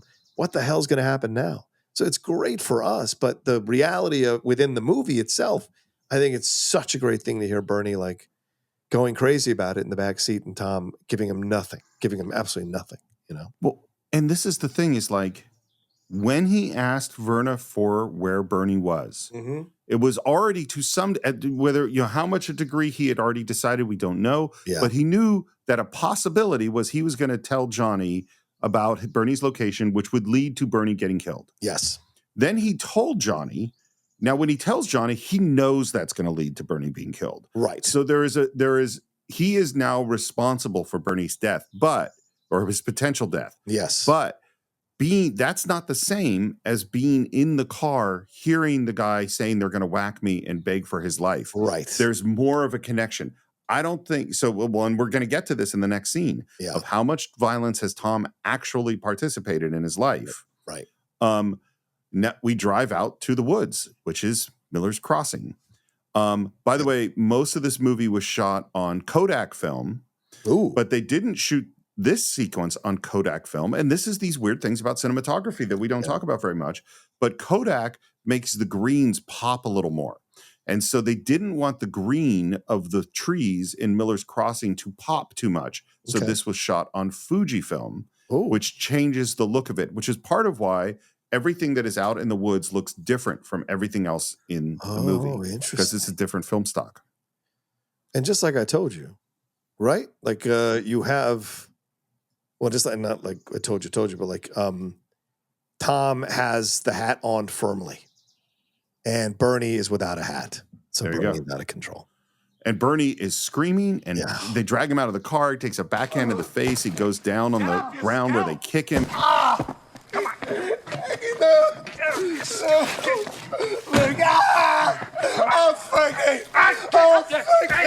It's so realistic, isn't it? Like holding on to the fender and having to have it kicked off you. Him hugging Frankie, I think, and trying to not be dragged out there. I mean, yeah. If you've ever seen anyone get their butt, I mean, it's like being a child.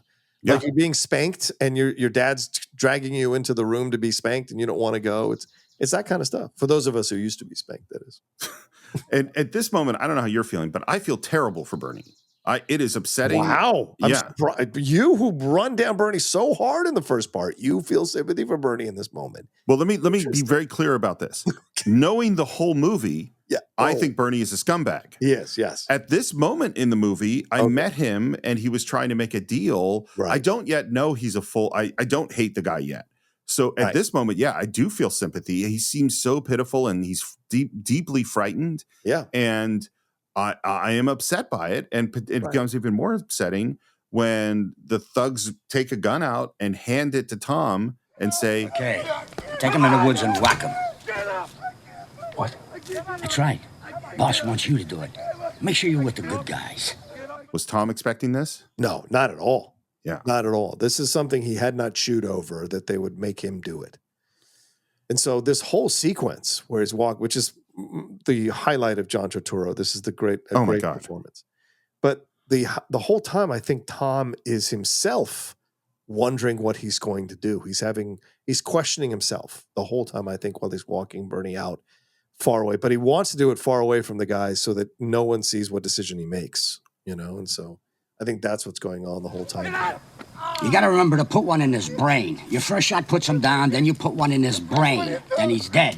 Then we go home. Which is another thing that's going to come up again multiple times. Yeah. Very slowly, Tom takes the gun. And here's my first question for you, John. Has Tom ever killed anyone? No. 100% agree. Yeah. He has not killed anyone ever. He has been around killing. He's been responsible for killing. Right. He has set up a killing. Yeah. But he has never done the killing.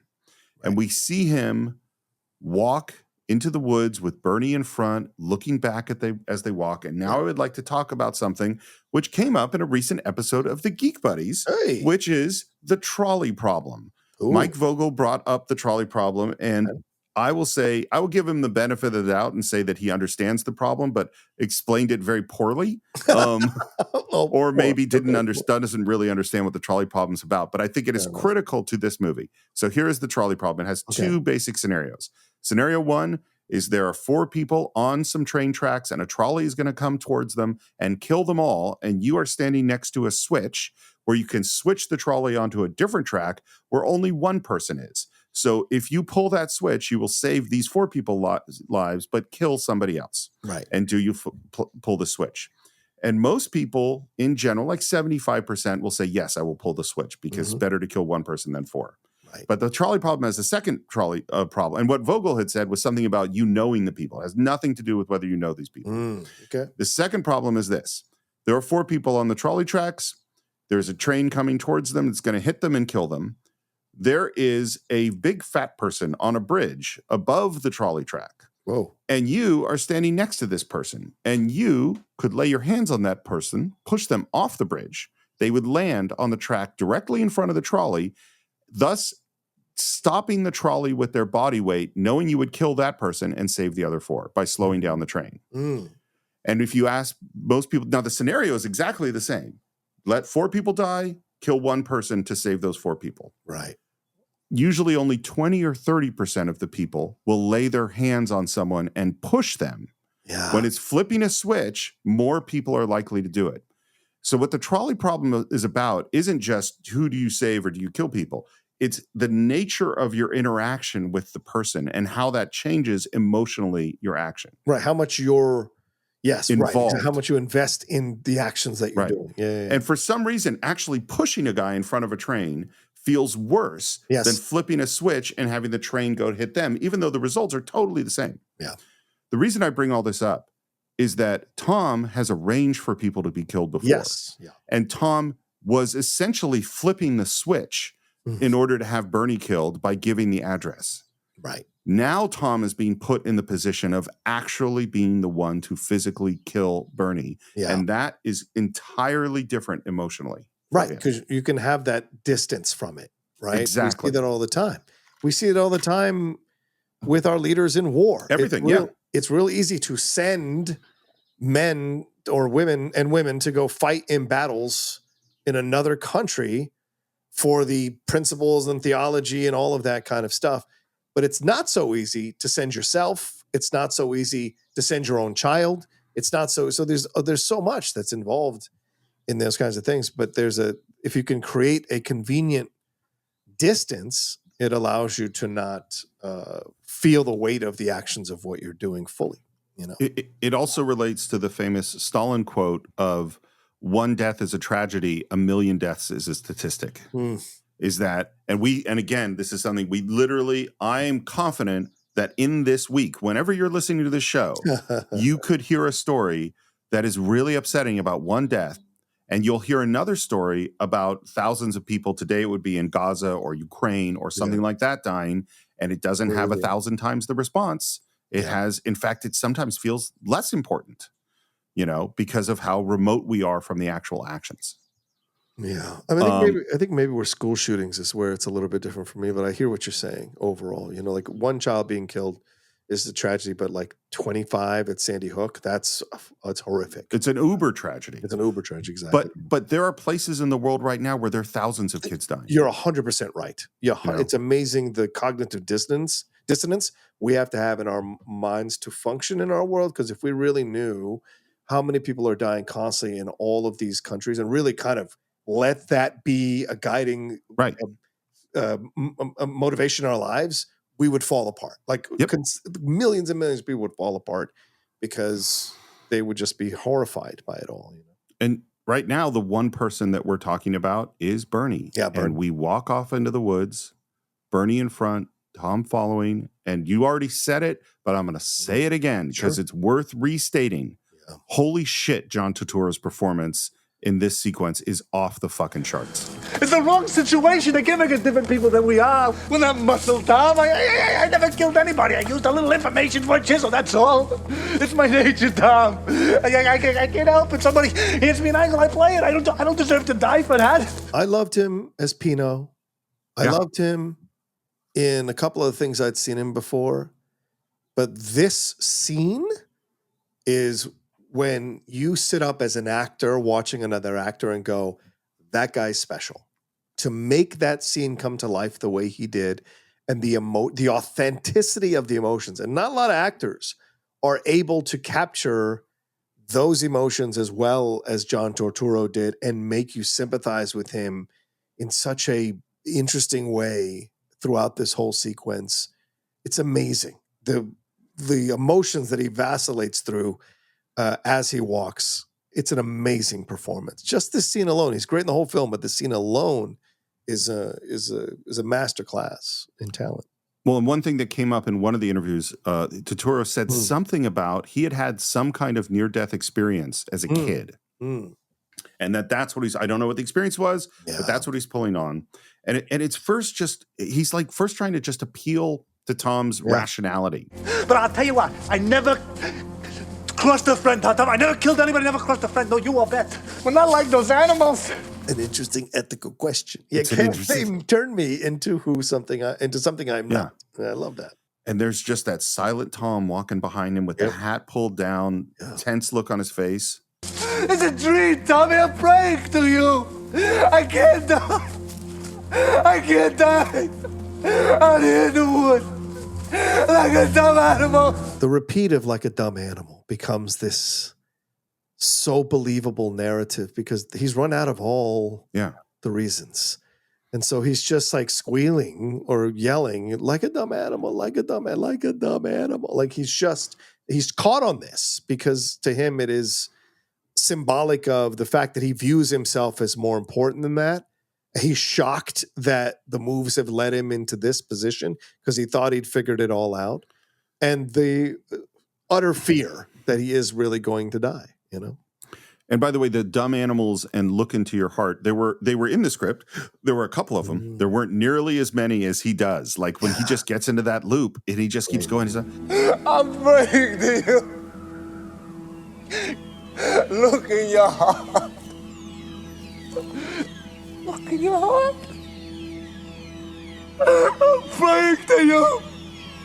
Look in your heart. He's kneeling down in front of him, begging him. And I feel bad for Bernie in this moment. But it's because Torturro's performance is so totally vulnerable and real. And I absolutely feel like this is a guy suddenly facing his own death, you know? Yes. And I don't believe a word he says. Well, this is the other conversation. Oh, sorry, go ahead. That's the other thing. Like, well, let's get to the end. It's like, because we go back, like looking at it from seeing it later in the film, maybe I don't believe any of this either. Oh, yeah, no. I also don't find this like movie acting. You know what I mean? Oh, no, that's what I'm saying. The authenticity of what he's saying is incredible. Yeah. And everything is building to a climax. And Tom has raised his gun. He points it at Bernie, and then he moves it and he fires, not shooting Bernie. Look at your heart. And there's this moment after. Tommy. Shut up. You're dead. Get me? I understand. I'm dead. God bless you. Shut up. When he's saying God bless you, is he already lying to him? Yes. Or is he genuinely grateful for his life being spared? Yes. I think he's, that's a good question. I think he's overjoyed that his life has been spared. And so he immediately goes into, how can I say this?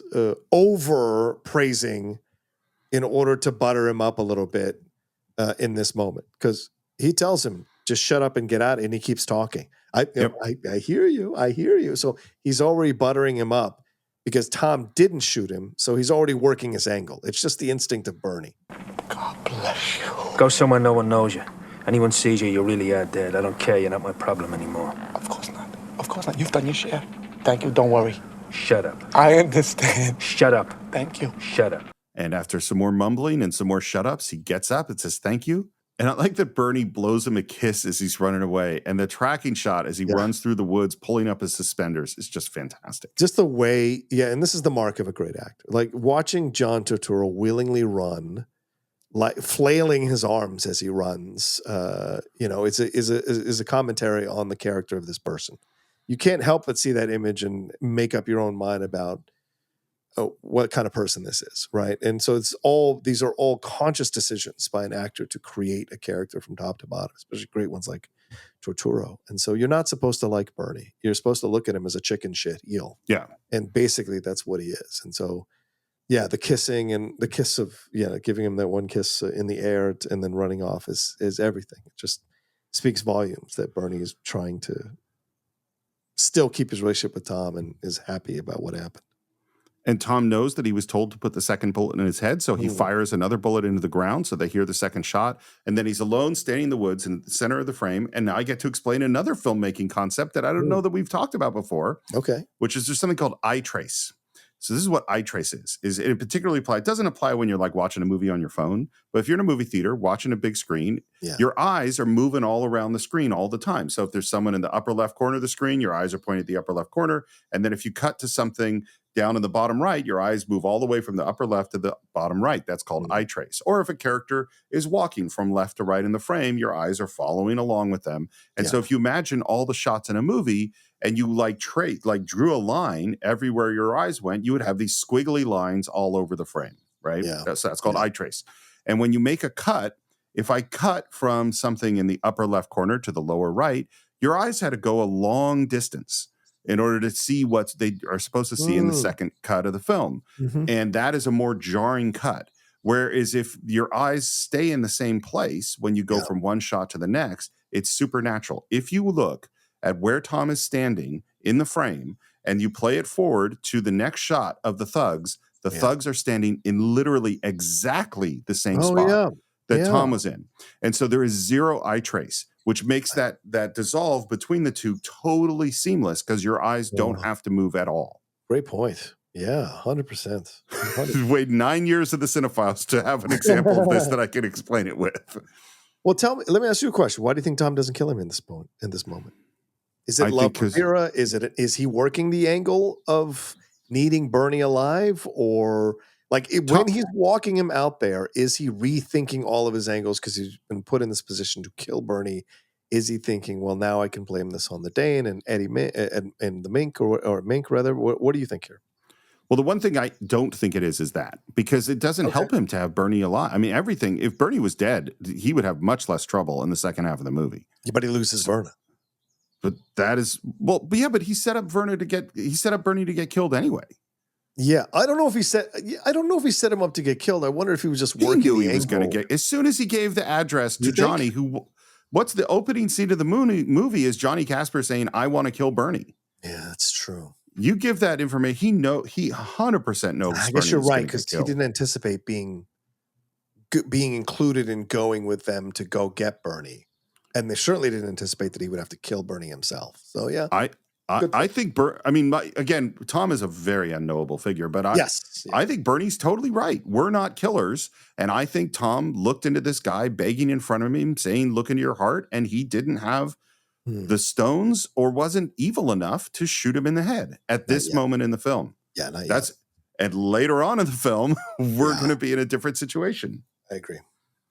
So the thugs are laughing, ask them whether they put it in the brain. They totally believe him. We fade to black. We cut to a payphone, and it's Tom who is now called Mink. And he tells him that Bernie's dead and that he sold him out essentially to Casper.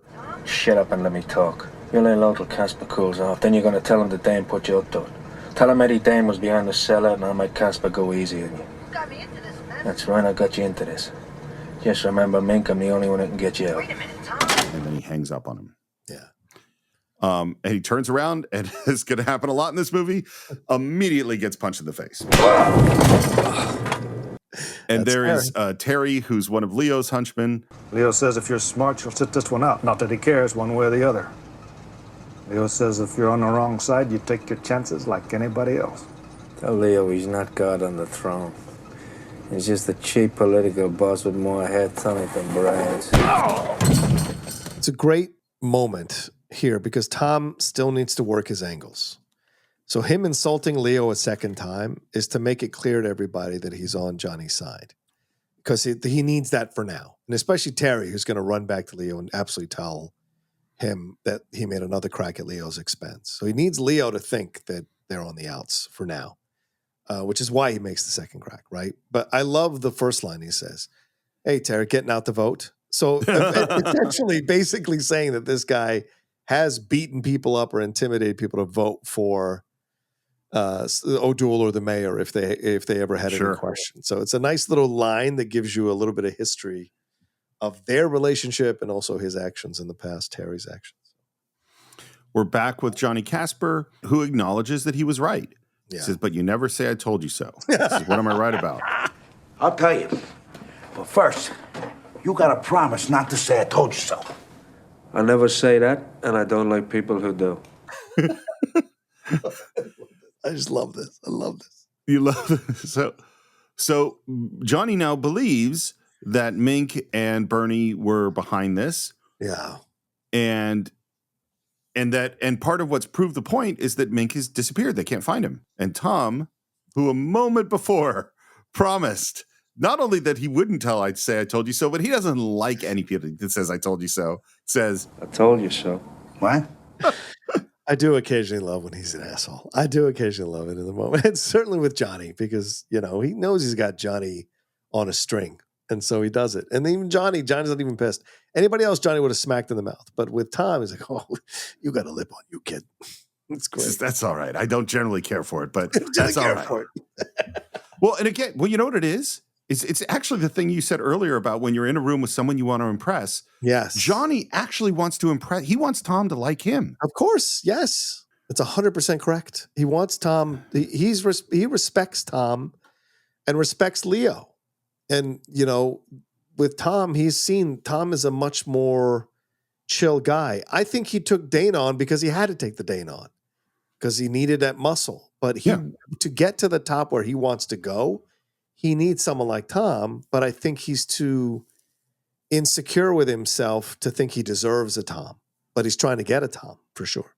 Well, Johnny thinks he's an intellectual. You know what I mean? And he can't have ethical, I don't know if he intellectual. thinks he's an intellectual. I think he has these questions about the world, but I don't think he thinks he's smart enough to figure it out. You're right. Well, let me rephrase it. He wants to be able to have discussions in that world and have 100%. ethical discussions about the and the Dane can't have those good discussions. No, but Tom could.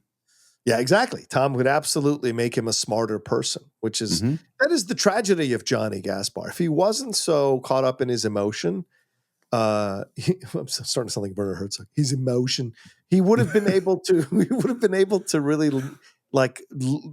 work with Tom and maybe even double cross Tom at the critical moment, so that he would take over Leo's operations and find a new Tom. So it could have worked out for Johnny, but his emotions and sadly his lower level of intelligence is the thing that ends up causing him to betray the one loyal person in his life, which is the Dane, ironically. Yep. Yeah. Which is exactly what Tom is pushing for now, because the subject of Mink comes up again, and he says, I didn't give it much thought until now, since a guy will pretty much say anything when his number is up, but just before I bumped Bernie, he swore to me that Eddie Dane and Mink were setting him up, that they were the ones who sold out your fix. So now he's just planting those little seeds of distrust. Yep. And Eddie Dane has been saying shitty things about Tom. He's been telling him he wants to double cross, right? Yep. Well, I figure a deal's a deal. You're square with me. You bump the schmata, I hold up my end. Question of ethics. Everything above board. So everybody knows who's a friend, who's an enemy. I like John. I mean, I don't like Johnny, but I admire, he actually really does care about these ethical questions. Look, the fact that he wants to live in an ethical criminal world is ridiculous, but you admire that his instinct is to live in an ethical criminal world. Now, is he fixing fights? Is he fixing situations? Is he trying to lobby Tom to be on his side? So he's not really following the ethical criminal world that he would like to be, that he claims that he wants to live in. Yes, very true. But you do admire him as a character, that he wants to live in this ethical world where everybody knows where everybody stands, so we can all be on the same page about stuff. But deal is a deal. A deal's a deal. Yeah. Well, but he's not built for this life. Just to complicate the quote-unquote ethical situation, in runs Johnny's kid, super excited about the cross he got from the Casper, and he's interrupting a conversation which Johnny tries to say, hey, wait a minute, but the kid is just too excited, and then when Johnny explodes, he explodes, and he yells, shut up! Shut up! Slaps the kid across the face, who is completely shocked. You take a page out of this guy's book. A little less you talk, a little more you think. And the kid screams, and I love his, he hugs him as if he isn't the guy who hit him, and says, what's the matter? Somebody hit you? What's the matter? Aren't we friends anymore? Such great parenting. Oh man, I'm being joking, of course, but yeah, I love that they asked the kid to yell like a loud animal. It's great. It's so unsettling in that moment, but funny, right? Funny and unsettling, because of course you don't want to advocate slapping your children around, but I love the way Johnny reacts to it. What's the matter? Somebody hit you. It's so sweet because he does love his son, but he's trying to bring him up hard. Well, and the screaming of the kid in a weird way echoes for me the screaming of the guy later on in the film who put the bet down, Drop Johnson or whatever his name is. Yes, Drop Johnson, right. Oh, yeah, great point. Yeah, I hadn't thought about that. That's a great point. And while he's comforting his son, he's also saying, If you find him, I want to talk to him alone. That's the way you get the straight dope, man to man. Just me, Mink, and my friend Roscoe. And reveals his gun in his shoulder holster while comforting his kid. I think his wife is in the room too. Yeah. So, yeah. And then speaking of screening, there's a hard cut to a scream and a punch in a sparring match. And we see a newspaper article about Leo losing his control of all these commissions. Yeah. And then Verna walks up Tom. Hold on, Steve. Sorry. What else is on the newspaper? It says new contracts to Raffo Brothers. Right. It also says just 2 columns over, 7 die in a hotel blaze, which is the Barton Fink storyline. Oh, well, so that's not only Barton Arms, but also the Barton Fink storyline. Because remember, they were working on it and they hadn't quite figured it out. So yeah, that's funny. I can't find Bernie. Did you find him? Yeah, Is he leaving? he left. and he's clearly unsettled by this. On Yeah. Tom's face. Yeah, Totally, because he did sell Bernie out. He did. He was about to kill Bernie. Right. He did let Bernie live, but he can't tell her that because that's the big secret. So what's he supposed to say? Right. But what she interprets is that he went and warned Bernie and Bernie skipped town. Like she sees it as he saved Bernie's life. Right. Which he kind of did. And the close-ups on his face are meant to let us know that he is conflicted about everything that's going on here because of his feelings for Verna. Yeah. And she kisses him, walks away, very grateful.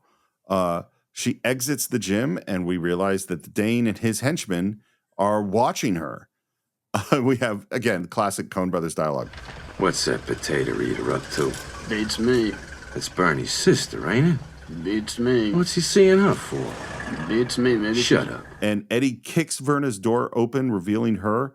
And she is really good in stressful situations. She does not lose her cool at all. That's how she survived this long in a patriarchal the Dane is scary. situation. Yeah, Dane is super. And the way they shoot it, right? The Coen brothers shoot it from below. So when he kicks open that door, he looks mammoth coming through the doorway. So it's to intimidate. But you're right. Verna's not easily intimidated. You know who I am? Yeah, Johnny Casper's shadow. What, did he stay in bed today? Jesus, I open my mouth, the whole world turns smart. And you see her slowly backing up to her purse, where she grabs her gun. Get out of here. Okay, see you later. And he grabs the gun, takes it away from her easily. Before I go, what's your boyfriend up to? Nothing I know about. Yeah? That doesn't figure for me. You dumping Leo for the guy who put a bullet in your brother? And boy, is their reaction to that. Yeah. Great. This is why you cast great actors. It is a micro emotion that comes across her face, but it's enough for us to realize she didn't know, and she doesn't know. And she's reacting to it, but she's not going to go all weepy in front of the Dane, and she's not going to flip out. She's still got to get out of this situation, you know?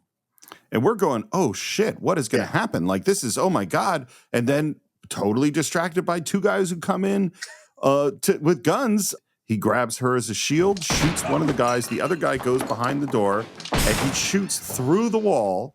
There's a pause, and then he falls forward through the doorway because Eddie Dane shot him through the wall, which I don't think this sequence is nearly as cool as Leo and Danny Boy, but it's similar in the sense of going, fuck, Eddie Dane is a dangerous man. He has a cannon for a gun, clearly, which is even more unsettling. Yeah. And he leans over this guy that he shot. And what we hear is that Leo still had guards on Verna despite her betrayal of him. Yeah. That's why they're here. He asks where Leo is, and he says, If I tell you, how do I know you won't kill me? Because if you told me and I killed you and you were lying, I wouldn't get to kill you then. Where's Leo? He's moving around. And the guy gives it up. And then he looks at him, and I think we already know what's about to happen. Oh, yeah. You know what, Yeg? I believe you. And there's that moment where the guy realizes he's going to die. Looks around to get Verna, and she's gone. By the way, I know it's not a big part, but there's something about the look of that guy that just works so well as in the interactions with him and him and the Dane, the kind of, balding and the weird teeth or whatever. But like this film, he was discovered by the Coen Brothers and cast in this film. And this film led to him being in a number of movies afterwards, like Slacker and The Newton Boys, Wild Bill. Did a number of TV shows. He was in Star Trek Next Generation, The New Adventures of Superman, Dr. Quinn, Bonanza. But sadly died from a car accident in 2002. He was only like 51 years old. So just a shame overall. But yeah, a great character-looking face for that quick moment, a quick scene in the movie. So we go from Verna, who's, basically jumped out the window and is running away down the street, to another open window, and there's Tom in bed smoking, and he hears a knock, gets up, heads to the door barefoot. It's a great shot of him standing in the shadows. Yeah. And we see someone has come into his room, and he says, "Oh, Bernie, come on in, make yourself at home." And there's Bernie sitting on the chair, which, by the way, I think this is Gabriel Byrne's first day of shooting. Oh, wow. Was this thing. And no, remember, when Bernie was in the room before, Bernie sat in the chair opposite Tom's chair out of respect for Tom.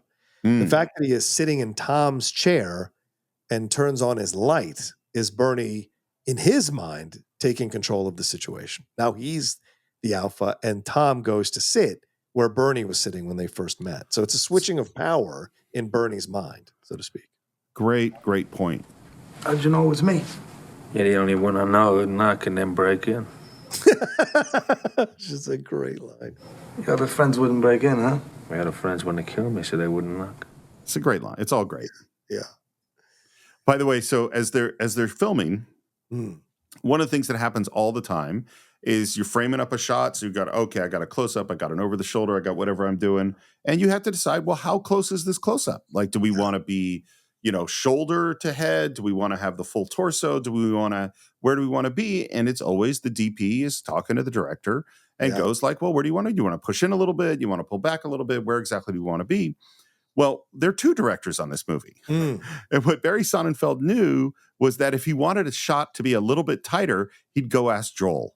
And if he wanted the shot to be a little bit wider, he'd go ask Ethan. And that's how he would manipulate to get the shot that he wanted to shoot, which I think is great. And I was gonna leave. Honest, I was. But then I started thinking, if I stuck around, that would not be good for you. Then I started thinking, that might not be bad for me. So I do feel sympathy for Bernie in the scene where he's about to be killed. And sure. This is the scene where I start to go, oh, I hate Bernie. Yeah. He's a terrible person. I mean, what am I going to do? If I leave, I got nothing. No money, no friends, nothing. If I stay, I got you. Anyone finds out I'm alive, you're dead. How are you feeling in this scene? Well, it's an interesting scene to watch all these years later now because, like, Tom is doing what he's doing, and we just like Tom more because we've kind of given him a certain amount of nobility. But Bernie is doing exactly what Tom is doing in a different way. Bernie is working his angles in order to stay alive from a position below Tom. He doesn't have the luxury of the positions Tom has, which is to comfortably sit in his house, an apartment where everybody knows where he lives and could find him at any moment. Bernie has to stay in the shadows, right? Even the way we first see him, he's sitting in shadow. And so we may not like Bernie, and I don't, right? Obviously, and the way he's turning things on Tom here so quickly after Tom let him live makes him a terrible person. But that being said, Bernie is trying to survive in a pretty fucked up criminal world. So I can't really fault him for doing the things that he's doing. Because if to judge him is to judge him from an ethical, moral place, and this is not an ethical, moral situation that they're all in this crime world. So everyone is blurring the lines when it's convenient for what they need to get done, So I totally agree with the last thing you said, that everyone is blurring the lines for what they need to get done and from their perspective and all that stuff. But I don't agree. I actually think that there are ethical considerations, even in a crime world. I mean, Vito Corleone is different from Michael, like there might be still bad people, but there are differences. And Bernie, and what's interesting is Tom is dealing with life and death in very dangerous situations. But we both said his motivation is loyalty to Leo, You know, like he's But doing things out his of care love for other it, people. Yes. To some degree. But he's in love with a gangster. Like, that's the thing. He's caring for a gangster who has Sure. probably killed people and beat people up and made people widows, made children fatherless. Like, he's done all this stuff in order to achieve the position that he's in. And I hear what you're saying, you know, but I think, which is why it's a great debate, because, yeah, you can say that about Vito, but Vito came up at a different time to be in charge than Michael when he was put in charge. It's a different time. The 70s are not the 40s. It's a different time.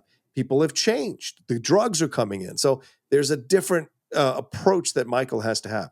Yes, he's a ruthless son of a bitch. I don't disagree. But Vito could get away with being the way Vito was back then because it worked with what he was with how the criminal world was during those decades. Michael has to work with how the criminal world is evolving at this point in the 70s in The Godfather, which I think is the 50th anniversary or something that just passed, or 50th. I don't know what it is. But yeah. So like there's a difference here. And again, like Tom is operating from above, Bernie's operating from below. And I don't necessarily think one ethics is better than another ethics because they're both criminals or participating. But Bernie in has no ethics. But Bernie's not doing anything for it. I would say. What is Tom's ethics? Tom just surrendered his girlfriend's brother to die. Tom is lying to Leo that he wants to be on the quits with Leo. He doesn't. He's still working. He's lying to Johnny Gaspar. He's destroying a relationship between Mink and the Dane, who have a relationship with each other. And so like he is destroying all these people just so he can put Leo back, who he knows is an incompetent buffoon as a leader of the city. That Johnny is the better at this point leader, but he's doing it because of his love for Leo. That's my counter, I guess, or my position, I guess. So I think part of it, there's that line in Hamilton where he's talking about Aaron Burr, and he says something about, you know, Jefferson has values, Burr has none. Bernie has no values. Yes. Like we talked about, Leo is loyal to his friends. You know, that's the thing that he says with Tom in the, you know, you take care of your friends. And Tom is loyal to reason. He says not without a reason, is that Bernie has violated a code by selling out Johnny Casper's tips on the fights that he's fixing, right? Yes. Now, obviously, fixing a fight is violating a code too. Yes. But within the ethical realm of these gangsters, you're not supposed to sell that out. And so Leo is protecting someone that is violating a code. Right. Whereas, and the thing too is, I'll go back to like, you know, what we said in the first part of who's being naive, K, is like all of these realms of big business, of politics, of all of these things, right? You know, have people that are violating ethical codes. And sometimes you have to violate ethical codes in these worlds because of some greater good. But that doesn't mean you just stop thinking about ethics. Like what Bernie is saying in this thing, what Bernie is not just motivated by money, is that Bernie wants his status over Tom. Like his goal is to be more, he doesn't, and I think a big part of that is that Tom witnessed his scene in the woods. And he is embarrassed. Which is why he's here. It's 100% the reason he's here. He's like, you have something up on me, so I need to have something up on you. What's the matter? You got nothing to crack wise about? Bernie ain't so funny anymore? I guess I made kind of a fool of myself out there, bowling away like a twist. So we see his insecurity there. And I can't help remembering that you put the finger on me. And you took me out there to whack me. I know. You didn't, I know. You didn't shoot me, but what have I done for you lately? Don't smart me. Don't smart. See, I want to watch you squirm. I want to see you sweat a little. And when you smart me, it ruins it. Don't you? But like, Tom is the reason he was in that position. So Bernie has a right to do this to Tom. He has a logical reason that you can defend to do this to Tom, because Bernie would have never been in a situation where Tom had to kill him or let him go if Tom hadn't sold him out using Verna and lying to Verna in order to get the information about Bernie. So listen, I'm not trying to defend Bernie. I just don't think there's any. You're pro Bernie. That's what I hear. You're on Team Bernie. Get you a T-shirt. What I am is pro. Yeah, Team Bernie, hashtag Team Bernie. What I am is pro. Everybody's a damn criminal. Nobody is ethical in this movie at all. No matter how much they talk about it, they're all criminals, and they just. But Tom's moves are caked in this kind of he's a great performance, so it's a noble things that Tom is doing. But Tom is a pretty shitty person to everybody in the movie. Everybody. That's in the movie. true. We just admire him because he's stoic, and it's a great performance from Gabriel Byrne, who's making us admire him. And Bernie is more desperate, right? He's the ferret you've caught in the cage, who's just going to flip out and do anything to try to get out.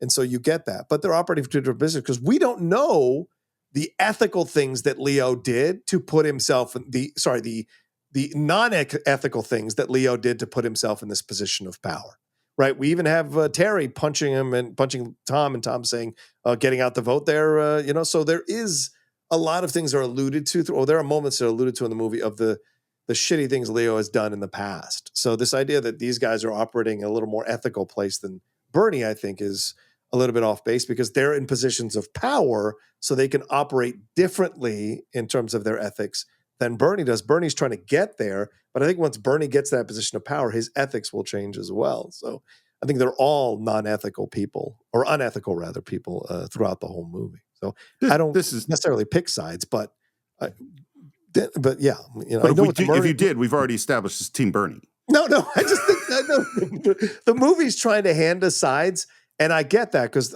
for years I was always on Tom's side, but as I've watched the movie in recent years, it's like you're more open to seeing that everyone is actually a shitty person in the whole movie, except maybe for Verna, who is really just championing for her brother and is willing to sacrifice herself for her brother, and she ends up getting fucked because it's a world that is not good to people at all, This is also great. Frankly, I mean, like just this conversation, because this is why this is a great movie. Because I think part of where we're differing is the idea of, is it possible for there to be to some degree honor among thieves? Yeah. And I believe that there are degrees of honor and ethics. Yeah. Like that, yes, these are obviously criminals, but within how they deal with each other, whether they betray each other or don't betray each other, double cross or don't double cross, are ethical questions. Whereas your stance seems to be more that like, no, these are all criminals, all pursuing their own, desires in their own delusional way, so that they might have the illusion of ethics. Yes. But really, there's no ethics to be found here. Yes. If you trust in the ethics of a criminal, you're a fool. That's how I kind of look at it. And if a criminal screws you over, you can't be like, oh, I thought that maybe. No, if they were a criminal. The scorpion and the frog, that's kind of how I look at it, Not again, now I don't want to make this a bigger issue. Like, it's not that I don't believe in redemption or believe in people learning from going to jail or going to wherever and learning a better way to be as a person. Of course, there's always possibilities, but within the construct of these fantastical worlds that were presented in movies, I think all those criminals are unethical people. There's one other thing I want. I want to see Johnny Casper cold and stiff. That's what you do for your friend Bernie. In the meantime, I'll stay out of sight. But if Casper ain't stiff in a couple of days, I start eating in restaurants. And walks out. I start eating in restaurants is a great line. A great line. And then as soon as he's gone, the moment he's out the door, Tom bursts into motion. He grabs his gun and his hat, climbs out the window barefoot, and drops down, which, again, it's like the gesture of the mayor and the chief of police turning to the door and having it be very recognizable twice. To me, I can't help thinking of Leo dropping out of the window during the Danny Boy sequence. Right. So I go like, oh, wow, Tom's like Leo. He's going to go kick some ass. And he drops down. He runs through the hall, and out of nowhere, a leg comes out and trips him. He falls, loses the gun. And Bernie's there, looks down on him, kicks him in the face. So this is as far from Leo as we could possibly be. You make me laugh, Tommy. You're gonna catch cold, and then you're no good to me. What were you gonna do if you caught me? I just squirt a few, and then you let me go again.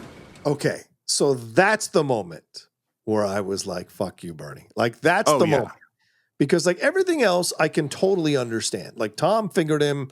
Tom put him in the position. So, like, he's angry at Tom. And I totally get him working the angles so that Tom is under his foot a little bit because of what Tom did. It's him getting revenge. It's a criminal underworld. I totally understand that. Him getting the best of Tom on the jump, that also lets you know that Tom is not Leo. Because he's a smart enough. But Bernie is a street guy. Bernie knows exactly what Tom was going to do or could have done. And so he waited for him just in case. He probably was going to wait there like 5-10 minutes and then walk on. But Tom, thinking he's the guy or whatever, was going to surprise him. And Bernie got the best of him. Bernie's a street guy. Tom's been living high on the hog up here in the privileged areas. He doesn't know what it's like to be down on the street. Bernie does. So he gets the best of them. But when Bernie says what he says, that's the end of everything for me. Like when he says that, because that's you shitting on the guy, saving your life 100% and mocking him for it. That's where the line is too far. Well, and it's also saying, now I think we could go back and forth about how much of it was a performance in the woods. Yeah. Sure. So it could be that he is just totally, totally panicked and totally, totally sincere and embarrassed about it. Or it could have been a performance or some degree of both. But by telling Tom it's a performance, it totally, not only did it devalue him saving his life, but it also said, this is not going to work in the future. Which is, of course, what we're going to see later on, is you just totally screwed yourself in terms of Tom's perception of you if the tables ever turn. And I think this moment, and there's all great points, Steve, and I think this moment is the moment where the turn with Tom begins to happen. The fact that Bernie would say that to Tom, now we're going to see Tom start to slowly turn into something that he wasn't at the beginning of the movie. And that is that idea of like, this is, in order to survive, you've got to even go even more cutthroat than you think. And that's the situation that he finds himself in now with Bernie. And it's a great point. Like, how many times has Bernie been almost killed and he's turned on the waterworks in order to survive? So for him to scoff Tom like that, I think is an indication that he has done that more than once in situations in order to survive, Well, and since this is a major turning point for Tom's character and for the whole film, I think it's time to end part 2 of our exploration of Miller's Crossing. Of course, we'd love to hear your thoughts on this amazing film. You can do a search for the Cine-Files on Facebook. You can go to Cine_Files on Twitter, the Cine-Files podcast on Instagram.